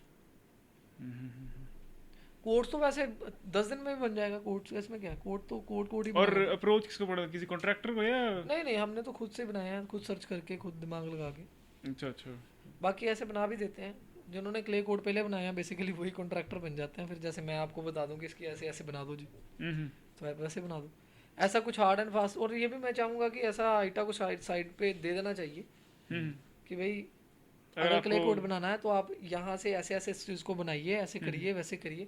एक ऐसा एक बना देनी चाहिए विंडो की जहाँ पे वो कंसल्ट कर सके, बनाए हो चाहे खुद से, बट इन्फॉर्मेशन एक अपना ही एक स्टैंडर्डाइज प्रोटोकॉल सेट कर दें कि इस कोड्स को ही हम या तो देंगे टूर्नामेंट एफिलिएशन देंगे। तो कोई स्ट्रक्चर वो नहीं है, कोई क्वालिटी चेक नहीं है, आइटा क्वालिटी कोई चेक बार नहीं है ना। तो आइटा वो बेंचमार्क सेट कर सकता है क्ले कोड्स के लिए भी, सिंथेटिक ये क्राइटेरिया है हमारा, तो इसको सर्टिफिकेशन मिल जाएगी। हाँ, क्योंकि अब नॉर्मली क्या होता है कि सिंथेटिक कोड क्या है कि सीमेंटेड फर्श को ऊपर पेंट मार देते हैं तो सिंथेटिक बना देते हैं। That is a very harmful for the kids. Kids क्या, अभी हमारे भाई साहब भी ये किड तो नहीं है, मतलब इन्होंने भी गलत सिंथेटिक पे खेल खेल के अपना मेनिस्कस पटेला इन्फ्लेटेड करा लिया। अब उसके रिहैब में बैठे हुए हैं पिछले 4 महीनों से। तो बेसिकली क्या है कि ज़रूरी नहीं है कि इनके लिए, क्योंकि अच्छी लेयर्स अगर डली होंगी, अच्छा कोड बना होगा उसका तो आपकी सिंथेटिक कोड का कितना खर्चा आता है लगभग? अच्छा सिंथेटिक 8 से 10 लाख एक कोड का। एक कोड का। और कितना लाइफ स्पैन होता है उसका? लाइफ स्पैन उसका ये है कि मेंटेनेंस हर साल चाहिए उसको, 5-10 साल कुछ उसको नहीं 12 to 15 मंथ्स में न्यू सिंथेटिक लेयर जो 1 लाख की लगा लो मेंटेनेंस। अच्छा। Every 15 months at least. जाता कहीं नहीं है वो, उस पर कोई पानी का खर्चा नहीं, कोई कुछ नहीं, जल्दी सूख जाते हैं। और मुझे लगता है कि जैसा ना, एक तो इंडोर थोड़ा सा कोर्ट्स का भी होना चाहिए, बिकॉज जैसे हमारे वेदर है, गर्मी का 4-5 महीने तो गर्मी और बारिश से खेल नहीं पाते। तो अगर कवर्ड कोर्ट हो तो आप तो एक ट्रेनिंग और उससे फिर कितना एडिशन हो जाता है उसमें? उससे एडिशन तो क्या होगा, मैं शेड डालने में कितना कि 5-7 लाख और एक्स्ट्रा लग जाएगा और क्या। पर कोड एक कोड के ऊपर अगर आपने शेड डालनी है तो हाँ वही 10 लाख रुपए एक्स्ट्रा लगा के चलो, अच्छे लेवल की, क्योंकि आपको हाइट पे उतना लेके जाना पड़ेगा ना उसको। कवर्ड नहीं सोचे कि मैं कह रहा हूँ ऊपर से कवर्ड, पूरा इंडोर नहीं, पूरा स्टेडियम नहीं, क्रॉस वेंटिलेशन होती रहे, ऊपर शेड डल जाए, सिर्फ बारिश और धूप से बचाओ। तो उससे आप मतलब कि अगर किसी को सिर्फ bare bones clay court covered तैयार करना है तो उसको मान के चलना चाहिए कि 40 लाख के आसपास लग जाएगा। और उसके बाद फिर लैंड किस तरह लैंड अलग, लैंड के प्राइसेस आपके तभी जहां पे आप तो बना इट्स रहे अ रिचमैन स्पोर्ट्स है ना फिर। क्योंकि देखो टेनिस एक ऐसा गेम है जो स्किल्ड गेम है, आप ऐसे नहीं सीख सकते। इवन बैडमिंटन आपको आ सकता है, अब थोड़ा बहुत ऐसे ऐसे मारते रहते हैं, क्रिकेट थोड़ा बहुत लगा रहता है, टेनिस बट का टेनिस में अगर बैरियर टू एंट्री ज्यादा है। हाँ, आपको टेनिस की बॉल और रैकेट दे दें, आप नहीं खेल पाओगे, कहीं भी नहीं खेल पाओगे। आपको उसके लिए पहले पता चलना चाहिए कि अच्छा कैसे मारना है, फिर कितने एरिया में मारना है, तो इसके लिए आपको प्रॉपर चाहिए ही चाहिए गाइडेंस। तो सर सीखने में ही टाइम लग जाता है टेनिस की तो यही पंगा है ना, इसीलिए तो गेम डिफिकल्ट हो जाती है, महंगी क्या डे 1 से महंगी हो जाती है ना। आपको कोच चाहिए ही है, आप ऐसे नहीं कर सकते कि मैंने बस देखा तो मैं चलो ट्राई करता हूँ कर लूँ। आपको पता ही नहीं है कि आप ठीक कर रहे हो कि नहीं कर रहे, और यूं भी नहीं कर सकते। और खेल भी आप सिर्फ कोर्ट में ही सकते हो, यूं या कि पार्क में खेल रहे हो या ना वो नहीं जैसे क्रिकेट फुटबॉल और अपना बैडमिंटन खेल सकते हो। नहीं, ऐसे खेल नहीं सकते, पार्क में ही खेली जाएगी, कोर्ट में खेलेंगे, कोर्ट में ही खेली जाएगी। स्पेसिफिक इसकी गाइडलाइन, लाइनिंग, बाउंड्री सब कुछ वही चाहिए। टेनिस में मज़ा आना शुरू होता है 3-4 महीने बाद, बाकी गेम्स में आप जाते ही मज़ा आना शुरू हो जाता है। हाँ, क्योंकि ये फर्स्ट इनिशियल एज में बोरिंग होती है, सीखना होता है ना आपको स्लो प्रोसेस को फॉलो करना होता है। फिर आपको जब 3-4 महीने बाद रैली आ जाती है, फिर आपको मज़ा आना शुरू होता है कि चलो अच्छा अब आ गया। इस वजह से भी लोग कम अडेप्ट करते हैं इसको, क्योंकि लोग चाहते हैं इजी गेम हो ना। अब इसकी स्कोरिंग बहुत लोगों को समझ नहीं आती जल्दी, तो फिर खेलने का एक उसको समझ नहीं लगता कि अच्छा कब आउट कब है, इन कब है, सिंगल डबल। जैसे अब सिंपल हो ना कि ये पोस्ट है, यहाँ गोल मारना बस, जितने जितने मार दिए वो जीत गया। That is a very easy, बच्चों को भी समझ आ जाएगा। बट इसमें आप कैसे काउंट करोगे? तो अब इस ITF धीरे धीरे कोच अपने कोचिंग कोर्सेज में इनको इजी बना रहा है बच्चों के लिए कि आप 1 2 3 4 5 ऐसे स्कोरिंग करें, मत करें 15 30 40। और जब बच्चे वैसे बन जाएं, बड़े हो जाएं, थोड़ा उनको समय लगनी शुरू हो जाए, देन आप वैसा मॉडर्न पैटर्न लेके आए। वर्ल्ड लेवल पे तो काम चल ही रहा, बट बेसिकली है कि रीजनल लेवल पे, स्टेट लेवल पे, डिस्ट्रिक्ट लेवल पे, गली गली पहुंचना चाहिए। वो तभी पॉसिबल हो पाएगा अगर सभी हम अपनी ड्यूटी समझ के इसको बढ़ाएंगे। मैंने एक डिक्लेरेशन ऑफिस में बैठ के जारी कर दी और मैं सुनूँ ये जनहित में जारी, ऐसे नहीं होगा। इवन आप ये छोड़ो, टीवी चैनल पे नहीं टेनिस मैच आते जैसे क्रिकेट के आते हैं। अब ये ग्रैंड स्लैम चल रहा है तो ये सोनी ने लिया होगा, सोनी टीवी पे आ रहा होगा। विंबलडन आएगा तो वो स्टार वाले करते हैं मे बी, तो उस पर ही आएगा। और उसके अलावा पूरे साल आप कहीं मैच नहीं देख पाओगे, फुल ईयर पता ही नहीं चलता, कोई आता ही नहीं ना, किसी टीवी चैनल पे नहीं आ रहा। बाकी टूर्नामेंट्स आते ही नहीं है बाकी। वही नहीं लेते। और जबकि सबसे ज्यादा टूर्नामेंट टेनिस के होते हैं, सारा साल चलते हैं। सारा साल इसके टूर्नामेंट चलते हैं और किसी टीवी चैनल पे नहीं आते। तो ये गली गली पहुंचाना पड़ेगा ना टेनिस, तभी तो बढ़ेगा। तो ये थोड़ा है चर्चा का विषय है। तो ये उसके लिए सोचने की जरूरत है, सोचना, इसको सभी को सोचने की जरूरत है इसका, तभी तो कह रहा हूँ ना, मंथन चाहिए अब। और वैसे मान लो कि आप क्या मानते हो कि सबसे ज़्यादा अगर आपको किसी को टेनिस को सेल करना कि इस वजह से आपको टेनिस देखना चाहिए और आप इस वजह से आपको अपने बच्चे को टेनिस खिलाना चाहिए, सबसे पहले तो इस वजह को इस क्वेश्चन को एड्रेस करते हैं, आपको इस वजह से टेनिस देखना चाहिए कि टेनिस स्पोर्ट इतना अट्रैक्टिव क्यों है? It's a very safe sport. अच्छा, क्योंकि आप फुटबॉल खेलें, इंजरी के चांसेस बहुत हैं, क्रिकेट में भी हैं, बॉल लग सकता है, हर किसी गेम में चांसेस हैं। But tennis racket game, tennis में बहुत कम चांसेस हैं आपको कि आप इंजर्ड हो। Second thing, it's a very royal game, very sophisticated game, थोड़ा एथिक्स वाली गेम है। आप इसमें रैश नहीं हो सकते, आपको एक अच्छा बिहेवियरली परफॉर्म करना पड़ता है, आपको अपने अग्रेशन को पॉजिटिव वे में दिखाना पड़ता है। सो दैट्स वाई मुझे लगता है कि ये गेम को परस्यू करवाना चाहिए बच्चों को। और इट्स अ वेरी, ये गेम थोड़ी कंसंट्रेशन ज़्यादा मांगती है। Without concentration you can't play. Even team games में क्या होता है कि मीन सपोज आप अच्छा नहीं कर रहे तो बाकी साइड में खड़े हो जाओगे तो बाकी कर रहे हैं तो मैनेज हो जाएगा। यहाँ पे आपको खुद ही अपनी कंसंट्रेशन 100% देना पड़ेगा। तो इट्स अ वेरी, आपको रिस्पॉन्सिबल बनाती है ये गेम, बिकॉज इसमें आप ऑन इवन ये नहीं रैकेट गेम, चाहे बैडमिंटन ले लो, जब आप सिंगल्स खेल रहे हो तो you are responsible for everything. आप ये इसमें ब्लेम नहीं कर सकते कि भाई उसकी वजह से ये हो गया। अगर आपकी कंसंट्रेशन थी, आप निकाल लोगे मैच, फोकस थे, आप डेडिकेशन से खेल रहे थे, आपने जो लर्न किया आपने वो मैच में इम्प्लीमेंट किया, तो no one can beat you. अच्छा, और अगर आप एक बिजनेसमैन को सेल करोगे कि ये इस तरह से स्पोर्ट में इन्वेस्ट करना चाहिए, वही कह रहा हूँ कि अगर वो मॉडल सक्सेसफुल हो जाए तो इसमें सबसे ज़्यादा इन्वेस्टमेंट इसमें होगी, क्योंकि जितने टूर्नामेंट्स इसके होते हैं उससे जितना रेवेन्यू आएगा, अगर इतनी ऑडियंस हो जाए तो भैया बहुत हर फील्ड बढ़ेगी ना। फिर होटल इंडस्ट्री बढ़ेगी, ट्रैवल इंडस्ट्री बढ़ेगी, स्पोर्ट्स गुड्स इंडस्ट्री बढ़ेगी, हर इंडस्ट्री तो बढ़ेगी, रिसोर्स बढ़ेगा। क्योंकि जो लोग यहाँ पे इतने खेलने आएंगे उनको रहने की जगह भी चाहिए, उनको ट्रांसपोर्टेशन भी चाहिए, उनको खाना भी चाहिए, उनको सब कुछ तो चाहिए, एंटरटेनमेंट चाहिए उनको। तो अगर इस चीज़ को अगर अच्छे वे में अगर सोचा जाए ना तो ये तो रोबस्ट कर देगी इकोनॉमी की ग्रोथ। उस एरिया में ही इतनी ग्रोथ हो जाएगी ना, क्योंकि आप देखिए कि अगर टूर्नामेंट वहाँ बैक टू बैक अच्छा इंफ्रास्ट्रक्चर है तो अच्छी जगह पे लोग आते हैं टूर्नामेंट खेलने, फिर उनको रहने के लिए जगह चाहिए होगी, तो वहाँ पे आसपास कुछ रहने का इंतजाम होगा, फिर उनको घूमने के लिए भी जाना है तो आसपास के सिनेमा थिएटर्स बजाएंगे, फिर ट्रांसपोर्ट भी चाहिए वहाँ से यहाँ तक आने के लिए, तो ट्रांसपोर्ट भी बूम आएगा, फिर वहाँ पे लोकल चीज़ें, sports and goods, local industries, indigenous products और सारी चीज़ें भी बढ़ेंगी ना।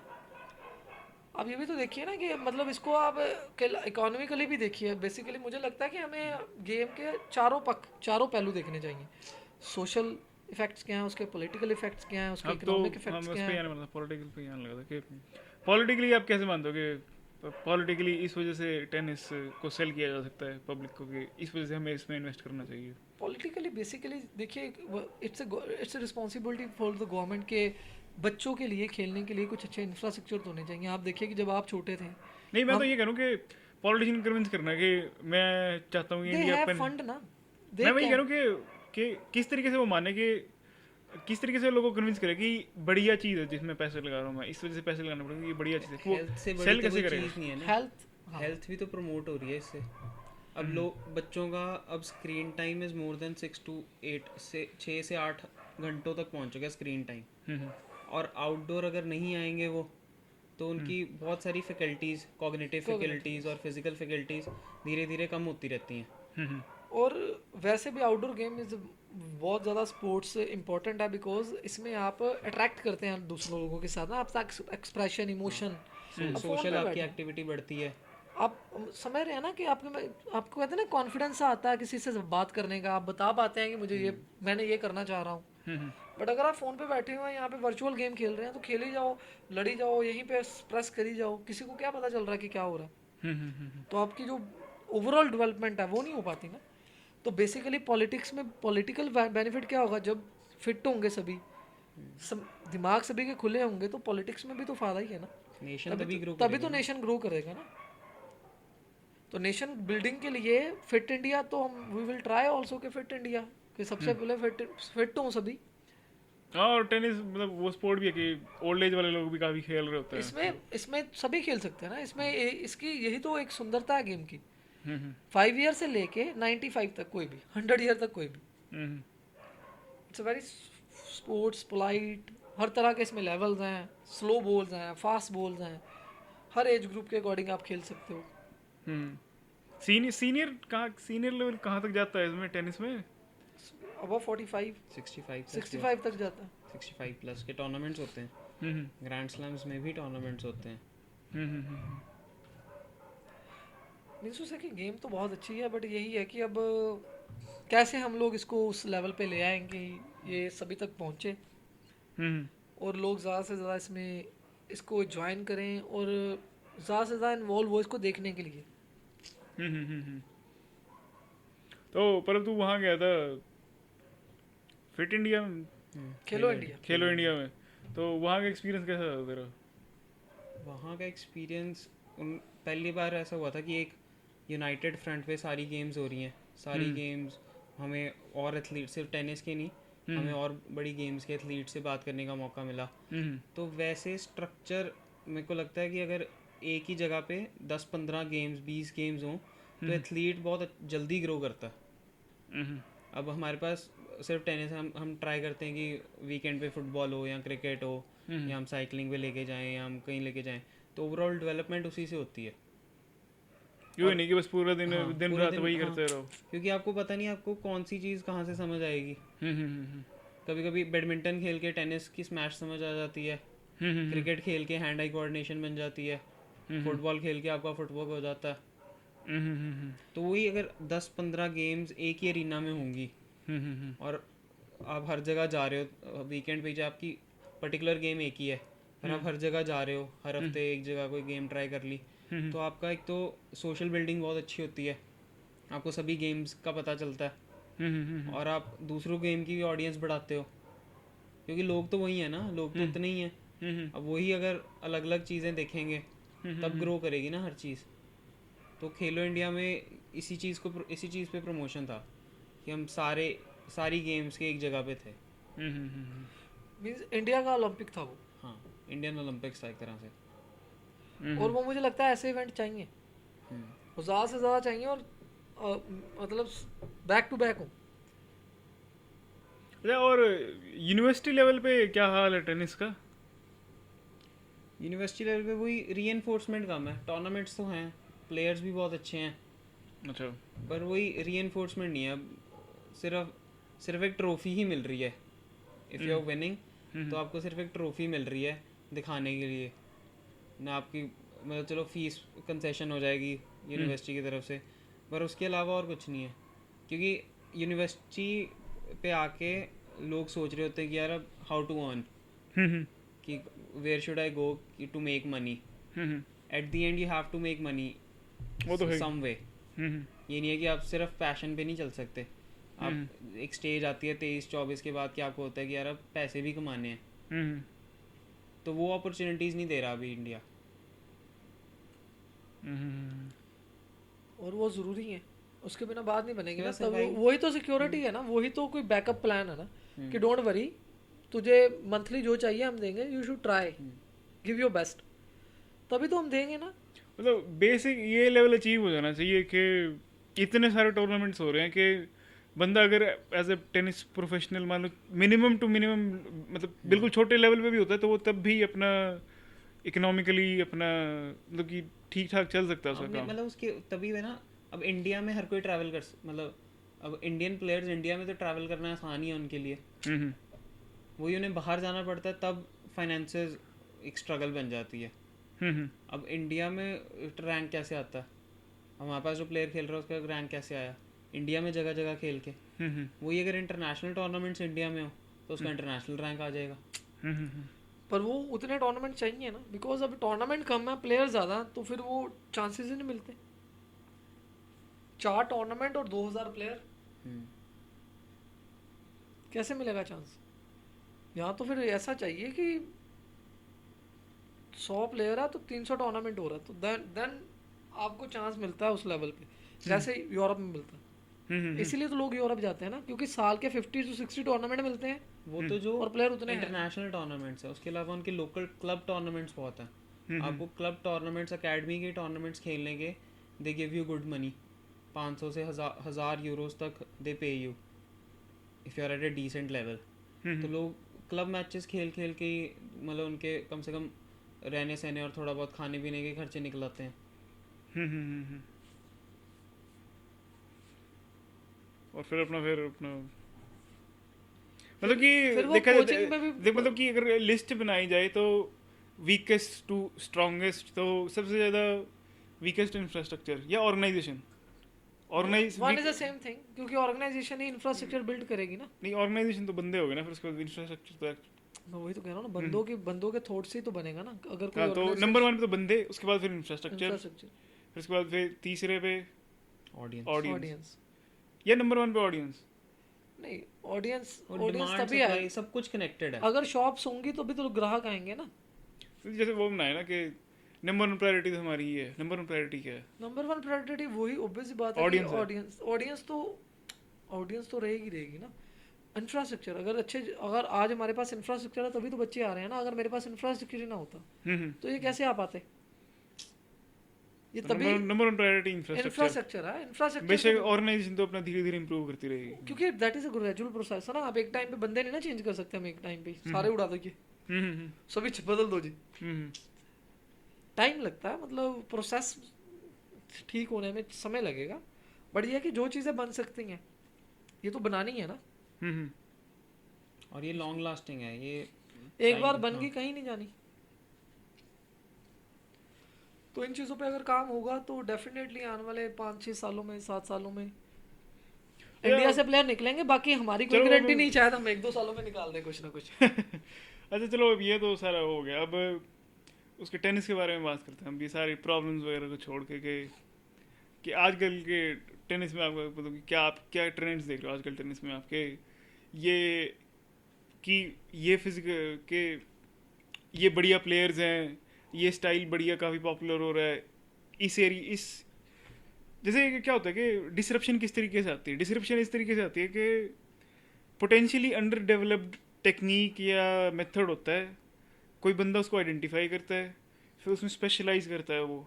उसके बाद फिर वो उसको यूज़ करके सारे जो पुराने मेथड्स पे जीत रहे हैं उनको एकदम से ऐसा लगता है कि ये कहाँ से आ गया. सर पास कर जाता है. हाँ तो आप कौन से देखते हो कि ये पोटेंशियल वो है इस वक्त के, ये पोटेंशियल टेक्निक्स है जो अंडर डेवलप्ड है टेनिस में? सर्व एंड वॉली है स्टाइल जो अभी मतलब काफ़ी टाइम से दोबारा यूज़ नहीं हो रहा. अच्छा.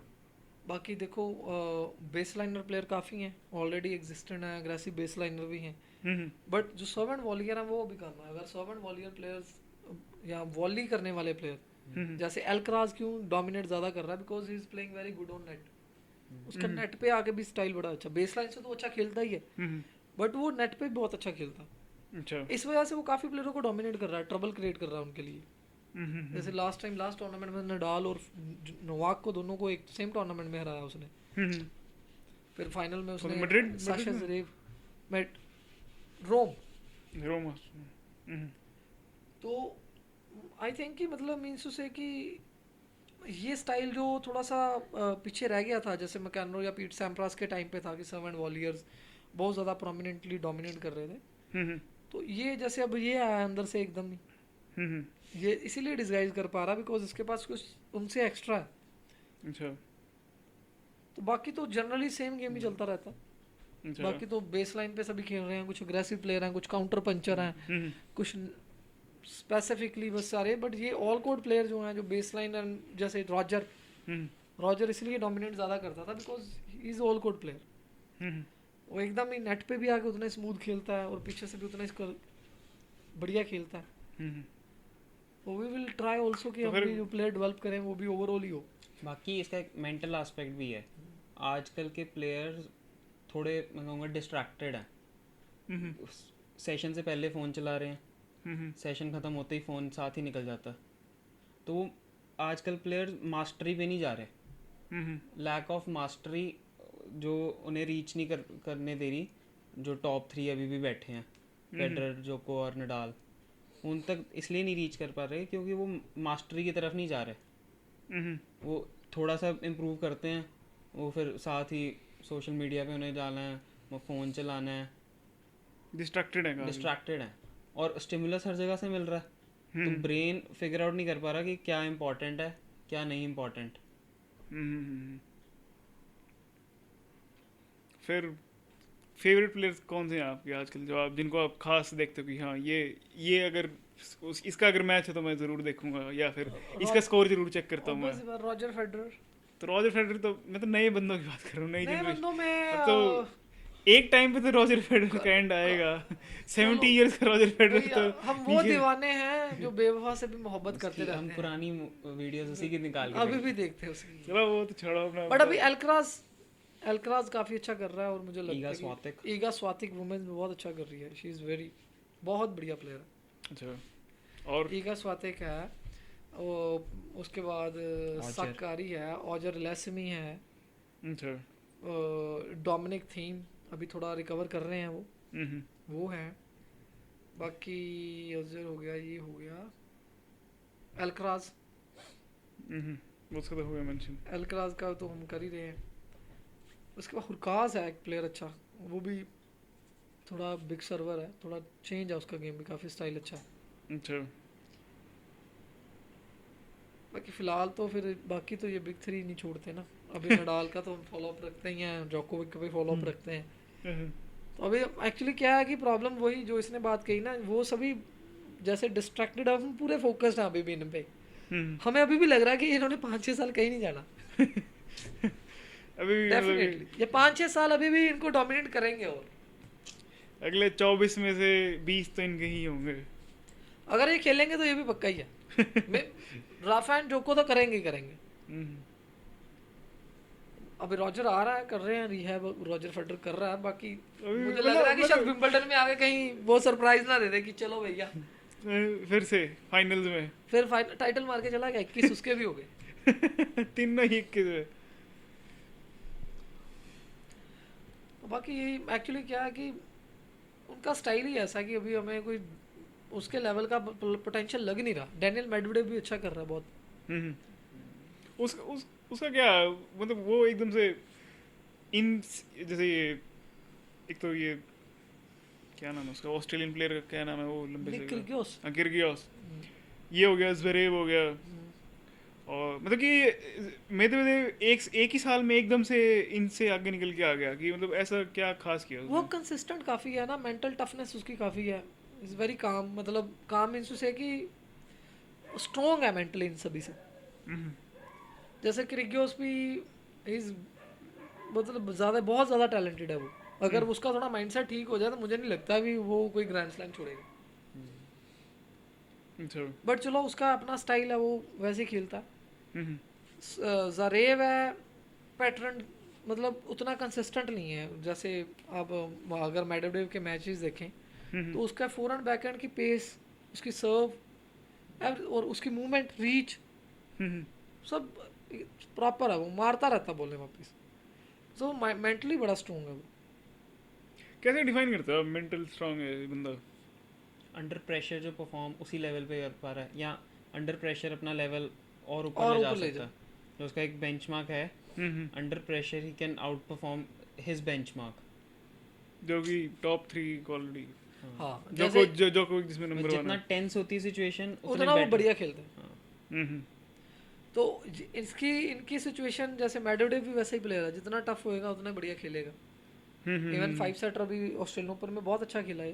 हम्म बट अगर आप उनके मैचेस देखेंगे ऐसे कि जब टफ सिचुएशन होती है तो वो अपना टेम्पर वो नहीं कर पाते, वो दूसरे मेंटेन प्लेयर्स, नहीं कर पाते, वो डाउन हो जाता है उनका लेवल।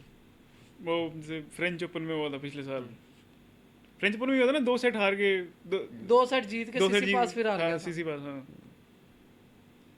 तो बेसिकली यही है ना कि इनका ग्राफ ऐसे चढ़ता है फिर ऐसे ड्रॉप कर जाता है, उनका ग्राफ ऐसे चलता है फिर ऐसे रहता है, स्टैग्नेंट रहते हैं वो, एकदम करते रहते हैं पुश करते रहते हैं, वो नीचे नहीं जाता है फिर अपने लेवल से।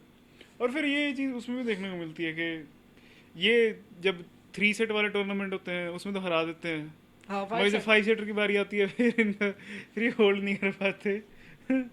एक्चुअली 5 सेटर में अभी इनको हराना बहुत टफ है, बिकॉज 3 सेटर में बिकॉज थोड़ा सा वही कह रहा हो कि क्विक वाला मैच होता है। एक सेट में लीड, एक सेट जीत गए, अगले में लीड मिल गई तो चांसेस होते हैं आपके जीतने के। बट 5 सेटर में ऐसा नहीं होता, आप 2 सेट भी हार गए तो नया सेट फिर नया शुरू होना है। तो उनमें फिर इसीलिए तो ये मेंटली टफ है ना, ये वहाँ से भी कम बैक कर देते हैं। तो फिर आप हाइट को कितना इंपॉर्टेंट मानते हो उसमें, टेनिस में? Height 6'1", 6 and between 6'3" is perfect height.